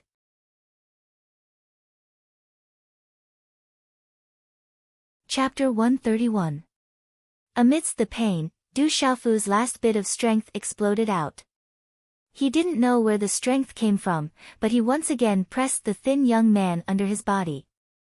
However, the thin young man didn't let go of his nose. "I'll bite too." Du Xiaofu couldn't move at all. Amidst the pain, the only thing he could do was to open his mouth and bite down. He didn't know where he bit, but those demonic beast-like teeth viciously bit down. Ah! At this time, the thin young man screamed. After screaming, he naturally opened his mouth and let go of Du Xiaofu's nose. Du Xiaofu was in intense pain. Now that his nose had escaped, he naturally opened his mouth and released the spot where he had bitten the skinny young man. In order to avoid being bitten by the skinny young man again, his arms finally let go of the skinny young man. After which, his hands directly pressed on the skinny young man's chest. Instantly, Du Xiaofu felt that the thin young man's chest was soft. It was soft to the touch and extremely elastic. And on the thin young man's lower lip, there were 2 rows of bite marks with fresh blood flowing out. It turned out that he had bitten the thin young man's lower lip just now. "I bit a man's mouth. My first kiss was given to a man." Du Xiaofu was stunned. It was as if he was struck by lightning and countless crows flew over his head.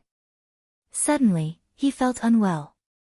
Suddenly, Du Xiaofu seemed to have discovered something. He was stunned for a moment. Then, he looked at the thin young man's chest that he was grabbing with both hands. It was soft to the touch. Then, he squeezed it again. It was still soft. In an instant, his expression changed greatly. He said, "How can a man like you have a chest? You transvestite." The thin young man was also stunned. For a moment, his mind was blank. That purple-robed young man was actually sitting on his thigh, biting his lips, and his hands were grabbing his chest. It's young Master Xiaofu. Commander Zhang, Huang San, and the other 6 people rushed out from the dense crowd of onlookers. Then, they saw the 2 people who were sitting together in a very friendly manner. Instantly, the 6 people's expressions changed greatly. It was as if their visions suddenly turned black. "Bastard, get lost." After coming back to his senses, the thin young man exploded. His hands, which could finally move, directly slapped Du Xiaofu's body. Bang! This time, it was Du Xiaofu who was caught by surprise. His body was sent flying like a kite with a broken string. Finally, he fell heavily to the ground. "Oh, my hometown." Meng Laikai finally reached the first floor. His face was filled with heartache.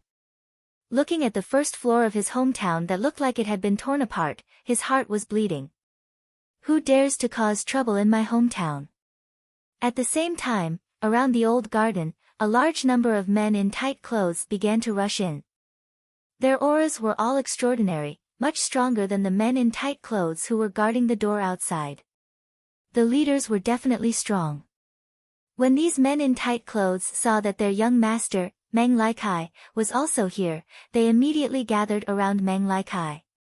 As long as Meng Laikai gave the order, they would immediately pounce on Du Xiaofu and the thin young man. The reason why the old garden was able to stand tall in Lanling Prefecture City and no one dared to cause trouble was because everyone knew that the old garden was guarded by strong people. It was definitely not a place to cause trouble. However, Meng Laikai didn't let those men in tight clothes make a move. Instead, he signaled them not to.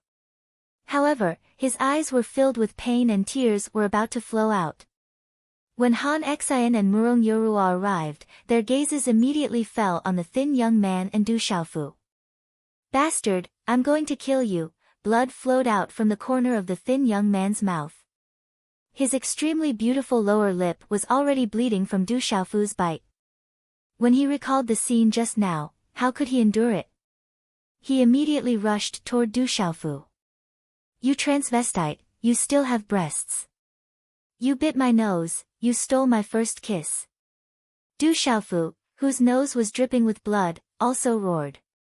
He was unwilling to fall behind and was aggressive. "Eldest miss, don't do it.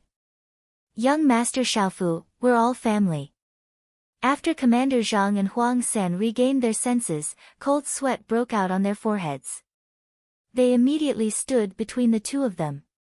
"Zhang Lin, why are you here?" When the thin young man saw Commander Zhang and the others, he was stunned for a moment. His face was filled with surprise. Although Zhang Lin and the others were from the private army, they were also the trusted aides of his father and mother.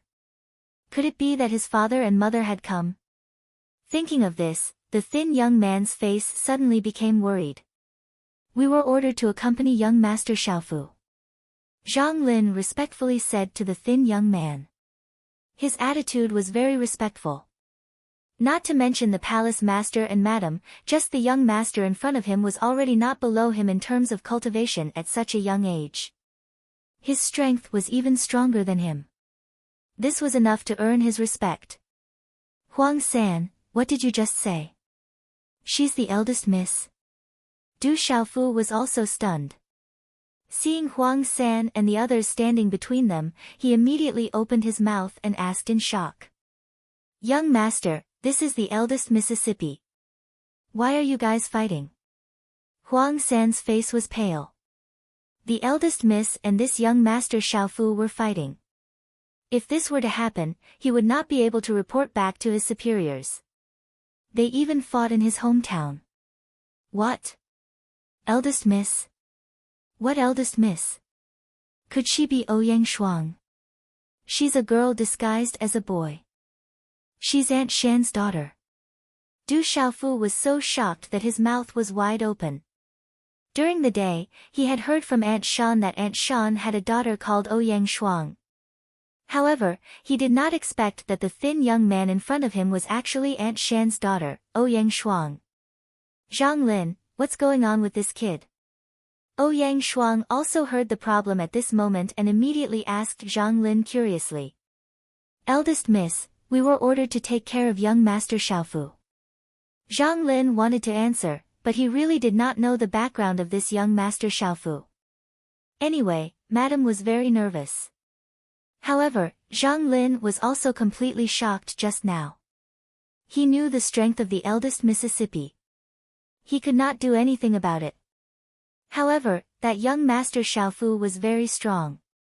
He was simply wild and overbearing. He could actually make the eldest miss lose. This showed how terrifying he was. Why would he need his protection? Are the two of them together? Murong Yorua and everyone on the first floor of the old garden looked at Du Xiaofu and Ouyang Shuang in confusion. Du Xiaofu is also from the Lonling Prefecture. Han Xian and Meng Lightsai's expressions immediately turned ugly. Are you Aunt Shan's daughter? Du Xiaofu stepped forward and looked at the skinny young man. No wonder this young man looked like a woman. It turned out that he was really a woman. Who the hell are you? Ouyang Shuang glared at Du Xiaofu. How could she have thought that this little bastard in front of her was related to her family? My name is Du Xiaofu. As for who I am, you will know when you go back and ask Aunt Shan. Du Xiaofu glanced at Ouyang Shuang helplessly and said, logically speaking, I should call you sister. But you should have told me in advance that you are a woman dressed as a man. If I had known that you were Aunt Shan's daughter, I would not have fought with you. I am not done with you yet. Ouyang Shuang glared fiercely at Du Xiaofu. Before she figured out the situation, it was not good for her to fight. She then went to Murong Yorua's side angrily and said, Yorua, it seems that I don't need to deal with this kid. I will go back first. Okay. Murong Yorua nodded slightly and smiled bitterly. She did not expect things to turn out like this today. She originally wanted to ask Ouyang Shuang to help settle the matter of Du Xiaofu beating up Guokun and He Jun. In the entire Lanling Prefecture city, only this person in front of her could intimidate the Lanling four young masters. The two of you, listen up. Also help me warn He Jun and Guokun. Tell them to wait for me. I will settle the score with them sooner or later. Ouyang Shuang wiped the blood from her lips with her sleeve and glared fiercely at Du Xiaofu. Then, she turned around and left the old garden. Then, I will also leave first. Du Xiaofu also went to Murong Yorua's side. It seemed that with his sister protecting Murong Yorua would not be in any trouble. He did not need to worry anymore. Xiaofu, I didn't know things would turn out like this. Murong Yorua's starry eyes flickered with an apologetic expression. She frowned slightly. She originally wanted to help. She did not expect that the person who said he was new to Lanling Prefecture City was actually from Lanling Prefecture. It seemed that his relationship with Lanling Prefecture was not ordinary. He actually had an expert from Lanling Prefecture protecting him. It's not your fault. It's my sister, who has a bad temper. Du Xiaofu smiled slightly. He knew that Murong Yorua had good intentions and wanted to help him solve the problem.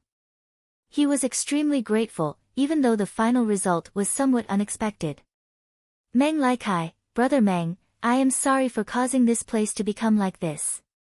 How much do you need to pay? I will compensate you. Du Xiaofu came to Han Xian and Meng Lightsai's side and said to Meng Laikai in an embarrassed manner. Meng Lightsai's face twitched. It turned out that this bastard was also from Lanling Prefecture. Listening to the conversation just now, he seemed to be the younger brother of the troublesome Ouyang Shuang. What else could he do at this time? At least, he could not use force. Fortunately, this guy was sensible and knew how to compensate. For the sake of Lanling Prefecture, Meng Laikai naturally had to give him face. Seeing that Du Xiaofu was sensible, Meng Lightsai's painful expression suddenly eased a little. He squeezed out a wry smile and said, Brother Du is too polite. Since Brother Du is from Lanling Prefecture and is the younger brother of Lanling Prefecture's young lady, you don't have to be too polite. It doesn't matter if Brother Du doesn't compensate. However, Meng Laikai would never have thought that he had just said something that he regretted the most in his life. Just as Meng Lightsai's voice fell, Du Xiaofu smiled and then patted Meng Lightsai's shoulder enthusiastically and said, I know that you are loyal. Then I won't compensate. Anyway, I just said it casually. In fact, even if you want me to compensate, I won't compensate. Meng Laikai was dumbfounded. He felt that his whole body was not good. It was as if there were countless horses galloping in his heart. Thank you to many brothers for the rewards. Thank you. A total of 5 days. The first day was 21 updates, the second day was 10 updates, the third day was 7 updates, the fourth day was 7 updates, and the fifth day was also 7 updates. Xiao Yu has completed 5 days in a row. I would also like to thank the brothers and sisters for their support. I am really tired. I have to stay up all night every day. So please let Xiao Yu take a break tomorrow, but I will maintain the normal updates. The normal updates will be 3 updates a day. If there are any special situations, Xiao Yu will be the first to inform. In addition, I will often add more updates for the rewards and flowers. It is 5 a.m. now, so Xiao Yu's update tomorrow might be a little late. Brothers, please forgive me. Lastly, please see that Xiao Yu is still working hard. Brothers and sisters, please support the original reading. Zhu Lang website is the only original reading. Only by reading the original reading can you generate flowers to support Xiao Yu. Lastly, I will appeal for the support of all the brothers. After a day or two, Xiao Yu will continue to explode.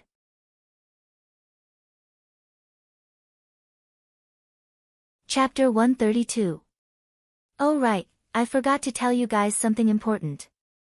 Just as Meng Lightsai's face was filled with black lines, Du Xiaofu's gaze also turned mysteriously towards Meng Laikai and Han Xian. What is it? Han Xian and Meng Laikai were both extremely interested. The two of them immediately poked their heads out to look at Du Xiaofu, afraid that the surrounding people would overhear them. At the same time, Du Xiaofu made his move. He was as quiet as a virgin, but as agile as a fleeing rabbit. His fists were like twin dragons emerging from the sea, viciously punching out at close range, landing directly on the noses of the two men. Among the Lanling 4 young masters, based on cultivation alone, everyone knew that He Jun was the strongest, Han Xian was second, and Guo Kun was about the same as Meng Laikai. Bang bang! With Du Xiaofu's sudden attack, how could Han Xian and Meng Laikai avoid it? A deep sonic boom immediately rang out, followed by the sound of broken noses. Crack crack, Han Xian and Meng Lightsai's noses were broken, blood dripping from their nostrils. They forcefully held back their screams. The experts beside Meng Likai looked at each other. If they didn't know Du Xiaofu's identity, they would have already pounced on him. However, now that they knew that Du Xiaofu was from the Lanling Prefecture, and was even an extraordinary relative of the Lanling Prefecture master, how could they still dare to make a move? The surrounding crowd also looked at each other. No one had expected that Du Xiaofu, who had been acting like good friends with Meng Likai and Han Xian just a second ago, would directly attack them the next second. Furthermore, he had taken advantage of their unpreparedness. Han Xian and Meng Likai both covered their noses, forcefully holding back their screams of pain. One couldn't help but admire their endurance. Their gazes were also fixed on Du Xiaofu. Du Xiaofu clapped his hands and touched his bloody nose. He continued to smile as he looked at Han Xian and Meng Likai. What I want to tell you is that you must not use me in the future. I will beat you up. After pausing for a moment, Du Xiaofu continued with a sigh, you guys used me to provoke my sister, and cause my nose to be injured by my sister. I can't hit my sister, so I can only hit you guys. Now, you guys are accompanying me in getting your noses injured. Isn't this a lot more harmonious? I'll take my leave first. I'll come back to my hometown when I'm free. Brother Meng, thank you for your hospitality. As his voice faded, Du Xiaofu covered his bleeding nose and turned around to leave. Regiment Commander Zhang, Huang San, and the rest looked at each other and sucked in a breath of cold air. They immediately followed closely behind. Today, they completely understood this young master Xiaofu who had descended from the sky. This terrifying young master didn't need their protection at all. In just a day's time in the Lanling Prefecture city, he had already beaten up the famous Lanling four young masters. Who else in the Lanling Prefecture city could have this kind of domineering aura? In the hometown, everyone looked at Du Xiaofu and automatically opened up a path in the middle. No one dared to block his path. There were even many wealthy businessmen and celebrities who nodded and smiled at Du Xiaofu. They seemed to want to build a good relationship with this young master of the Lanling Prefecture city in the future. Under Han Xian and Meng Lightsai's twitching eyes, Du Xiaofu's figure gradually disappeared from everyone's sight. Just as Du Xiaofu stepped out of the hometown's gate, his eyes were filled with confusion. Outside the hometown, there were thousands of people standing neatly. They were all wearing armor and holding various weapons in their hands. Their auras were sharp and fierce. On top of the few demonic beasts at the front, there were a few men who were definitely experts. Father, it's him. That bastard hurt me and even snatched my Qiankuan bag. In front of the army of over 1,000 armored soldiers, there was a stretcher carried by two people. A young man with white bandages all over his body looked at Du Xiaofu and sneered, "Kid, you're dead for sure today. You dare to hit me? I'll make you beg for death today." Young Master Xiaofu, this is the Lanling Prefecture City's City Defense Army. Huang San stepped forward and stood beside Du Xiaofu. Looking at the densely packed City Defense Army, he wasn't worried at all. Du Xiaofu also recognized the young man who was tied up. It was the young man in the brocade robe who he had beaten up when he entered the hometown. He frowned slightly and asked Huang San, which is bigger, the City Defense Army or the Lanling Prefecture City Lord? Young Master Xiaofu, are you kidding? The City Defense Army belongs to the Lanling Prefecture and is under the control of the City Lord. Even the City Lord is obedient in front of our Prefecture City Lord. This City Defense Army is naturally nothing. Not to mention the Prefecture City Lord, even in front of our Lanling Prefecture's private army, they are also obedient. They can't be compared to our Lanling Prefecture City's private army. Huang San patted his chest and said to Du Xiaofu. Beside him was the leader of the Lanling Prefecture City's private army. Kid, who are you? You're so ruthless at such a young age. How dare you injure my son so severely? Do you not put me in your eyes? Among the city defense army, a skinny middle-aged man in yellow armor looked at Du Xiaofu with a gloomy gaze. He didn't expect that the person who had injured his son was actually a 16 or 17-year-old youth. I don't even know who you are. Do I need to put you in my eyes? Du Xiaofu covered his nose with one hand and pointed at young Master Lin, who was wrapped up like a dumpling on the stretcher. He said, "That is your son, right? You came at the right time. Your son is in so much pain from my punches. Just pay me some medical fees." Of course, if the medical fees are too little, I won't be able to see your son in the future. Every time I see you, I will represent justice and beat you up. You didn't discipline your son well, so beating you up is also a form of justice. Ha ha ha. The middle-aged man in armor laughed coldly. He looked at Du Xiaofu and said, "Where did this brat come from? So arrogant. If I don't teach you a lesson today, I will write my name backwards." What's going on? The people in the old garden rushed out. The commotion outside had attracted the attention of the people inside. City Defense Army. Those who could enter the old garden weren't ordinary people. When they saw the army outside, they immediately recognized that it was the City Defense Army of Lanling City. Young City Lord. Many of the City Defense Army and the experts in the army followed the people from the old garden out. They immediately recognized Han Xian, who was covering his nose and walking in front. "Greetings, young City Lord." Instantly, the middle-aged man with the surname Lin and all the City Defense Army got off their mounts and bowed to Han Xian. A City Defense Army commander was nothing in front of the young City Lord. "What are you all doing here?" Han Xian looked at the thousands of City Defense Army soldiers and then looked at the youth on the stretcher. He remembered something Meng Likai said and immediately understood something. This. The middle-aged man with the surname Lin didn't know how to answer. He couldn't directly say that he brought the City Defense Army to avenge his son in front of the young City Lord. "Brother Han, are they here to beat me?" Du Xiaofu said as he walked to the front of Han Xian. Just like Han Xian, he covered his bleeding nose with one hand. As soon as Du Xiaofu's voice fell, all the wealthy and famous people who had come out of the hometown immediately looked at the officer with the surname Lin with a half-smile. This guy from the city guards actually wanted to touch this ferocious young man. He was simply courting death. They were afraid that there would be a good show to watch soon. "Brother Han." Hearing the purple-robed youth and the young city lord calling each other brother, the middle-aged man with the surname Lin suddenly felt a little uncomfortable.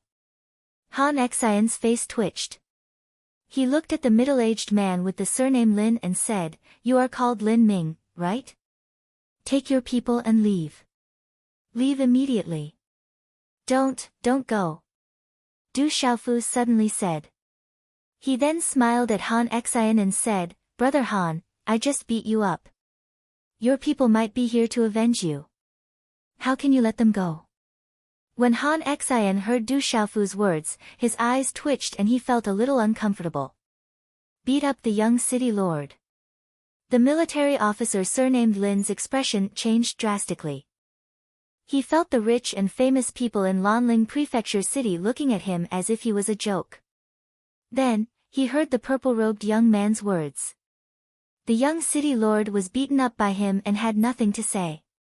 The young city lord even gave him a signal with his eyes. He suddenly had a feeling that he had poked something he shouldn't have poked at this time. "Lin Ming, you really have guts." Commander Zhang finally came out. He knew that it was time for him to come out. He couldn't let young Master Xiaofu act alone. "Commander Zhang." Lin Ming saw Zhang Lin. As the commander of the city guards, he had seen Zhang Lin before. Because Zhang Lin was wearing plain clothes, he didn't recognize him just now. He also didn't pay much attention to Zhang Lin, who was standing behind Du Xiaofu. Now that he recognized Zhang Lin, his expression changed again. Faintly, the bad premonition became more and more intense. Zhang Lin shook his long robe and stepped forward slightly. He looked at Lin Ming with cold eyes and said in a low voice, Lin Ming, you brought the city guards here. I wonder if you want to rebel or if the city lord wants to rebel. Hearing Zhang Lin's words, Han Xian's expression changed. He was afraid that he would be framed like this. If that happened, even his father would be implicated. Rebel? I don't want to rebel. What do you mean? Lin Ming was also stunned. He definitely didn't have the intention to rebel. He didn't dare to.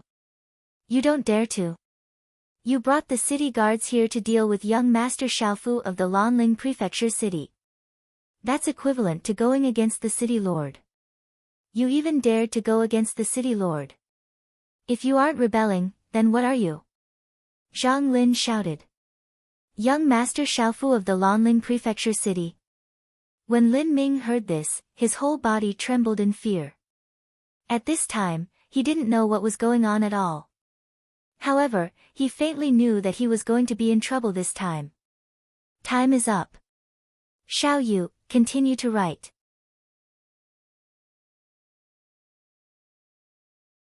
Chapter 133. Pa. Lin Ming's face was slapped. Han Xian had slapped Lin Ming's face hard and shouted, "Bastard, get out of here." Hold it. Du Xiaofu shouted, his gaze landing calmly on Lin Ming. I had thought that someone wanted to hit me, but it turns out that someone wants to rebel. No, I'm not trying to rebel. Lin Ming clutched his burning face, his face full of shock.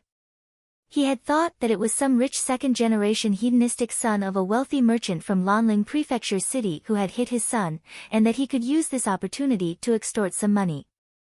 But Lin Ming had not expected that this time, his son would offend someone he could not afford to offend. Du Xiaofu looked at Lin Ming and said, "Since you're not trying to rebel, then you're trying to hit me?" "Young master, I didn't mean that."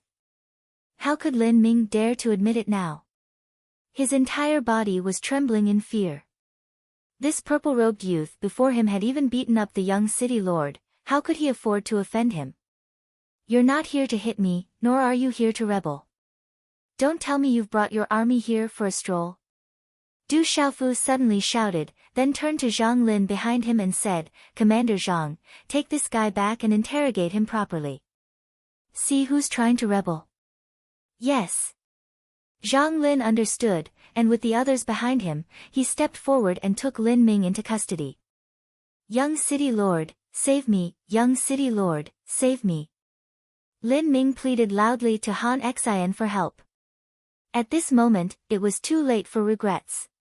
Idiot. Han Xian was so angry that his teeth were itching. How could he still be willing to pay attention to this Lin Ming? This idiot had already dragged his father into this mess. If the prefecture lord wanted to, even his father would not be able to escape.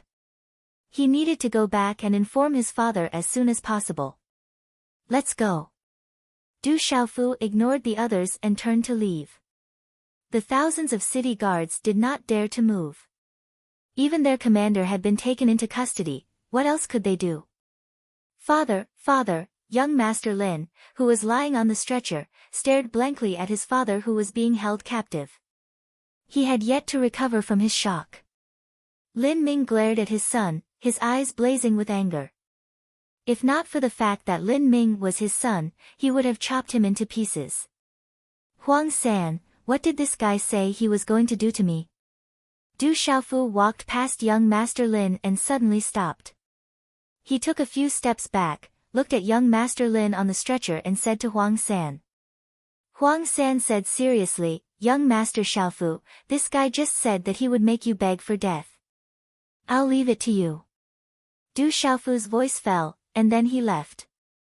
Ah! Instantly, a miserable shriek came out of young Master Lin's mouth. Outside of Lanling Prefecture's grand entrance, Du Xiaofu, Commander Zhang, Huang San, and the rest rode back on their black-scaled demonic horses. "Stop!" Just as Du Xiaofu was about to enter the prefecture, a shout was suddenly heard. Then, a thin youth appeared in front of Du Xiaofu and the rest. It was Ouyang Shuang, who had left early. Young Mississippi, Commander Zhang, Huang San, and the rest immediately bowed. "What's the matter?" Du Xiaofu looked at Ouyang Shuang, who was dressed as a man, and felt a little relieved. At least his first kiss wasn't given to a man. Ouyang Shuang stared at Du Xiaofu, Zhang Lin, and the rest, and said, "Tonight's matter, none of you are allowed to go back and tell my parents. Otherwise, I won't let you off." The moment she finished speaking, Ouyang Shuang turned around and walked into the Lanling manor. In Lanling Prefecture, the servant girls had already prepared a room for Du Xiaofu. Du Xiaofu originally wanted to stay at Murong Yorua's place, but he couldn't resist Aunt Shan's persuasion. In the end, he could only agree to Aunt Shan's request to stay at Lanling Prefecture. In the room, Du Xiaofu sat cross-legged, holding his bleeding nose and slightly raising his head. Fortunately, there wasn't much blood. "I need to break through as soon as possible. My current cultivation is still too weak," Du Xiaofu murmured softly. He thought of his mother and his younger sister whom he had yet to see, as well as the huge power that had forcefully torn his family apart. Only by becoming a true expert would he be able to break through all obstacles one day. Without strength, everything was just empty talk. In this world, it had always been strength that spoke. Du Xiaofu knew that everything that happened today was because of Lanling Prefecture's existence. If it wasn't for Lanling Prefecture behind him, he probably wouldn't be able to walk out of his hometown today. Everything that happened today was definitely not his own strength. He was just borrowing power. "Only my own strength is truly mine. I will work hard to break through.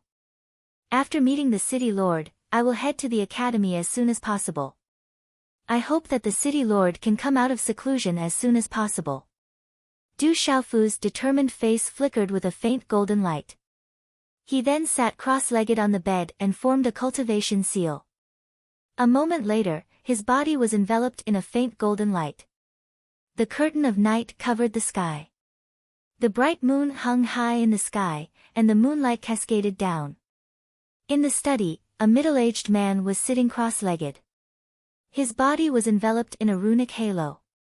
Profound chi surged, and his aura was sharp and vigorous. Creak, the door of the study was pushed open. A black-clothed middle-aged man walked in and stood quietly to the side. "Chi. The middle-aged man withdrew his hand seal.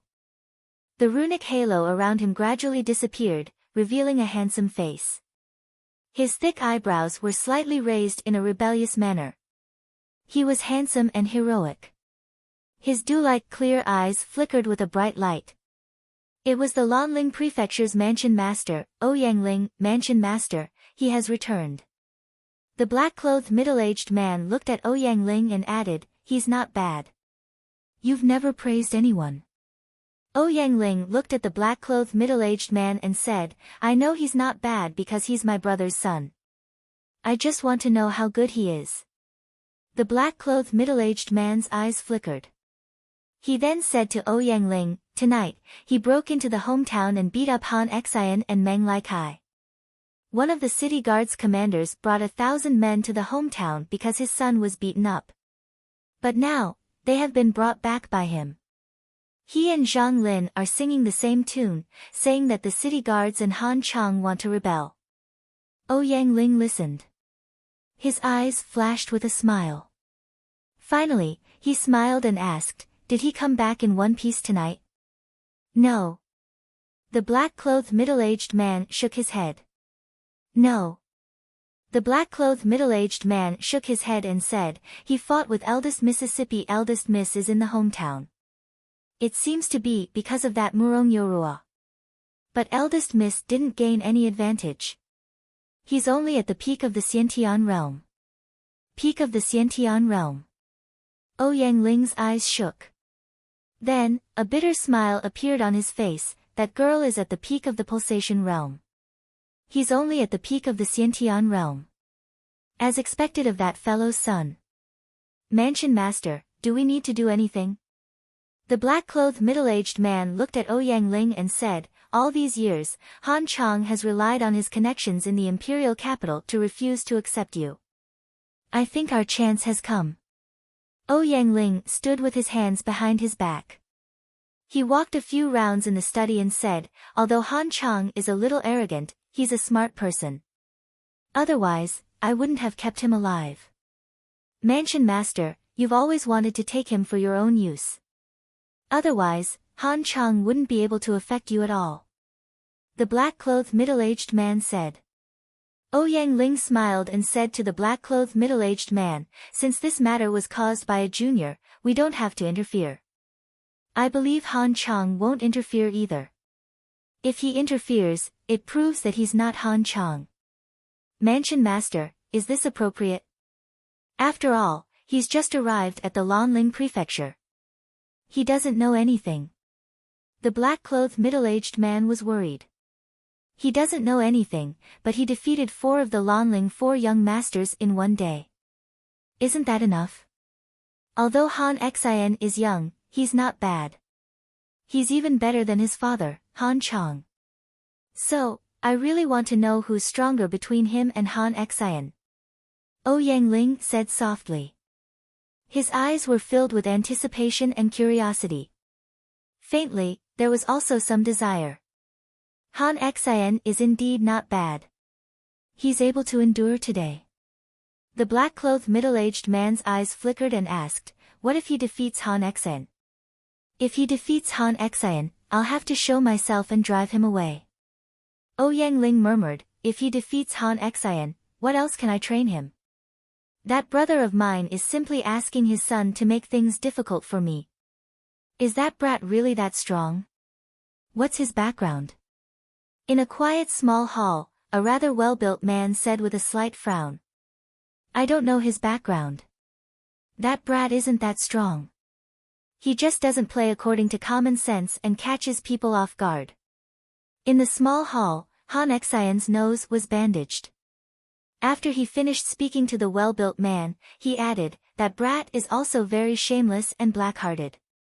Don't find excuses for your loss. The well-built man looked at Han Xian and said, a loss is a loss. You can't handle your opponent. That's your loss. I haven't lost yet. Han Xian said. Looking at Han Xian, the well-built man said, all right, then I'll leave Lin Ming's matter to you. You've never met a worthy opponent in all these years. Meng Laikai is very good, but he's never willing to fight you head-on. It's time for you to find an opponent. I won't lose for sure. Han Xian said. There were blazing fluctuations in his eyes. The next day, when the Lanling Prefecture city had just woken up from the bright morning, a few broken stars were hanging in the sky. Gradually, the city became lively and noisy. Huff. Du Xiaofu withdrew his hand seals and stopped cultivating. The golden light around his body retracted into his body. He spat out a mouthful of turbid qi from his mouth. Immediately, a rich aura rippled out from his body.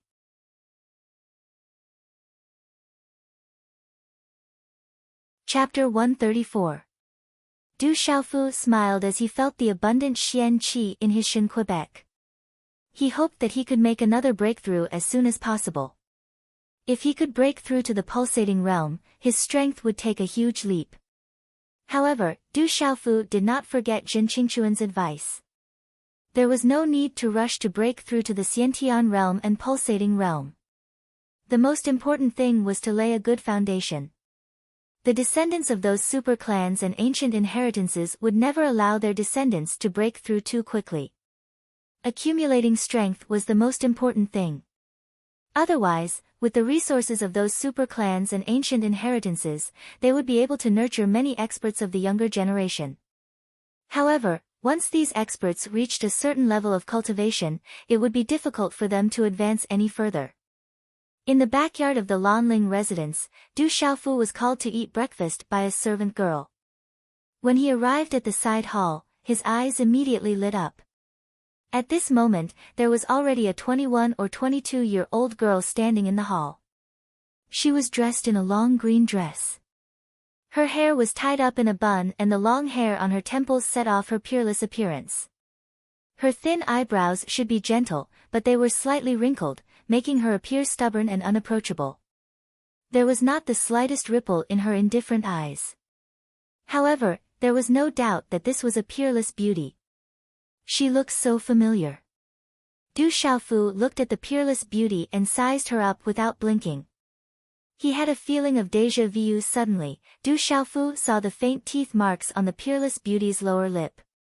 His eyes were filled with shock as he said, "So you're this beautiful when you dress up as a woman." Hearing Du Xiaofu's words, Yang Shuang's peerless face did not show any emotion. Her red lips were tender, but there was no smile that could overturn a nation. It was only coldly embellished on her ice-cold face. Her cold temperament was undoubtedly telling others to stay away.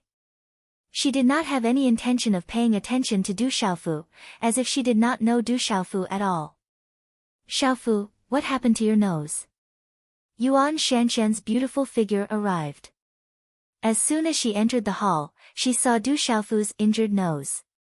She immediately felt distressed and asked anxiously, "Aunt Shan, I accidentally touched it." Du Xiaofu glanced at Yang Shuang who was sitting next to him and replied to Yuan Shanshan, "You child, how could you be so careless and hurt your nose so badly? Yesterday, your sister also bit her own lips. You two children." Yuan Shanshan sighed helplessly and then introduced Yang Shuang to Du Xiaofu lovingly. "Come, let me introduce you to your sister. I mentioned her to you yesterday. She's 3.5 years older than you. When your sister was born, your mother was also by my side. But when your mother gave birth to you, I wasn't by her side. Sister Shuang." Du Xiaofu immediately pretended to be extremely polite and went to Yang Shuang's side, appearing extremely intimate and enthusiastic. "Yes." Yang Shuang couldn't help but slightly nod her head in response. She already knew this kid's identity from her mother. She was a little surprised. This kid's father was actually the person her father often mentioned, the person who was once an illustrious figure. "Sister Shuang, could it be that you don't like me? Why are you so cold to me?" Du Xiaofu seriously looked at Yang Shuang and said, "Is there something about me that you don't like? I'll change, okay?" Just as Du Xiaofu's voice faded, Yuan Shanshan's gaze looked at Yang Shuang and gently reprimanded, "Girl, how can you be so cold to your brother? Your brother has just arrived in Lanling Prefecture City. You can't bully him." Yang Shuang instantly stood up as a smile appeared on her beautiful face.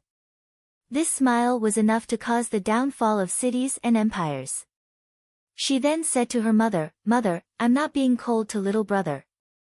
I was just thinking about cultivation.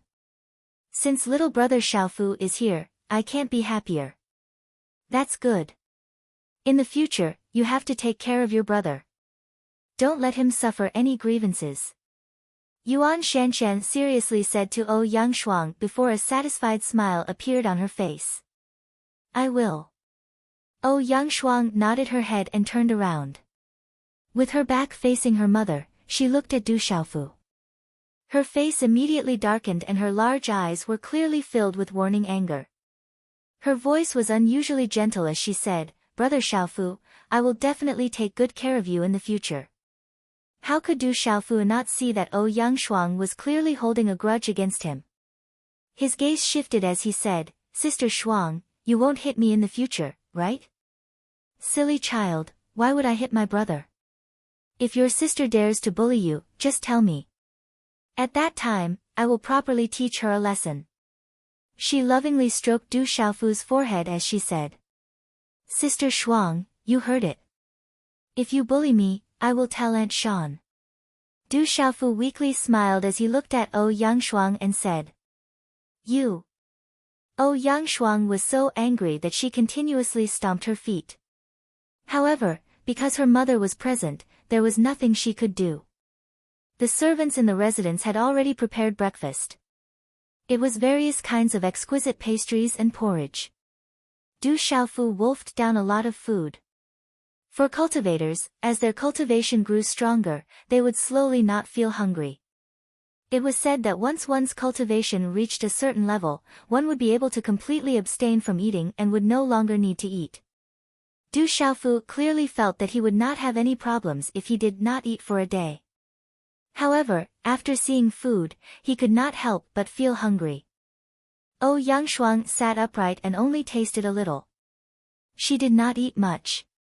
On the other hand, Yuan Shanshan mostly looked at Du Xiaofu from the side. She was afraid that Du Xiaofu would not be full, so she continuously urged Du Xiaofu to eat more. Not long after, Oh Yangshuang found an excuse to leave. Du Xiaofu chatted with Aunt Shan for a while and then left.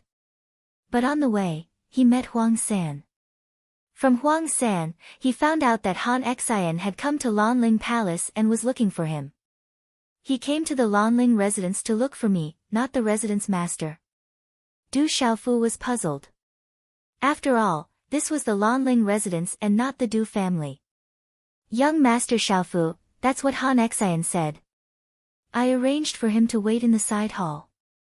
Not only did he come, but he also brought that Lin brat from yesterday. Huang San added, he was carried here. That Lin brat was probably beaten up by Han Xian after we beat him up. He looked quite pitiful and was not far from death. Du Xiaofu thought for a while and then said to Huang San, go and tell Han Xian that I have no time to see him.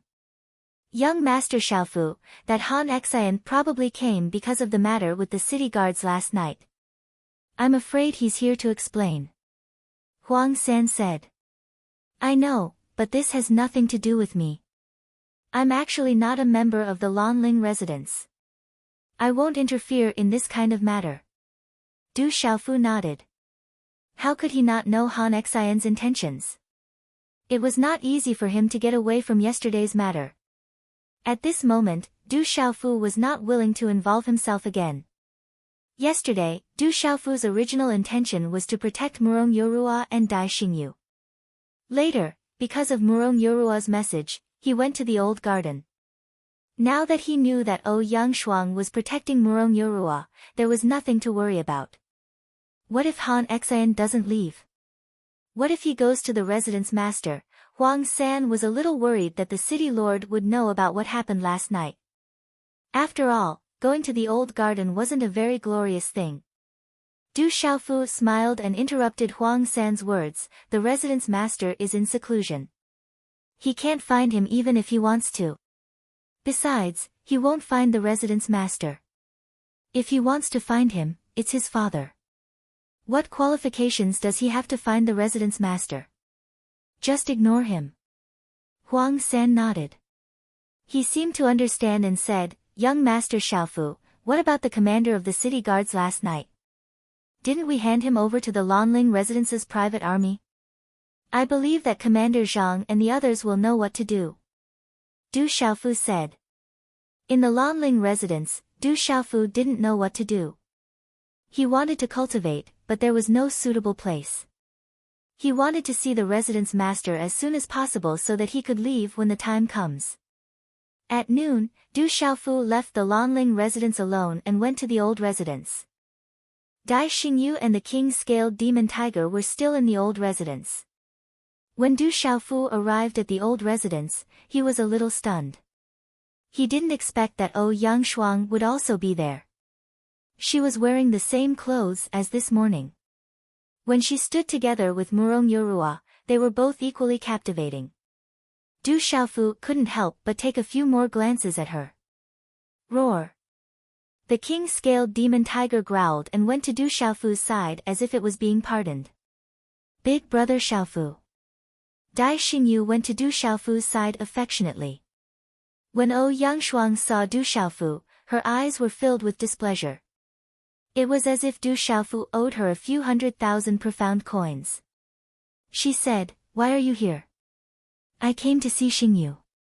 Du Xiaofu glanced at Oh Yangshuang and said in his heart, Didn't I just bite you and scratch where I shouldn't have? The premise is that you also bite me. I didn't expect you to be a family. It really surprised me. If I had known earlier, what happened last night wouldn't have happened. Murong Yorua walked lightly and stood between Du Xiaofu and Oh Yangshuang. She smiled and looked apologetic. It's okay. Du Xiaofu said generously. Oh Yangshuang, who was next to him, glared fiercely at Du Xiaofu. Murong Yorua looked at Du Xiaofu and said, Xiaofu, you came at the right time. We are planning to go for a walk on the street.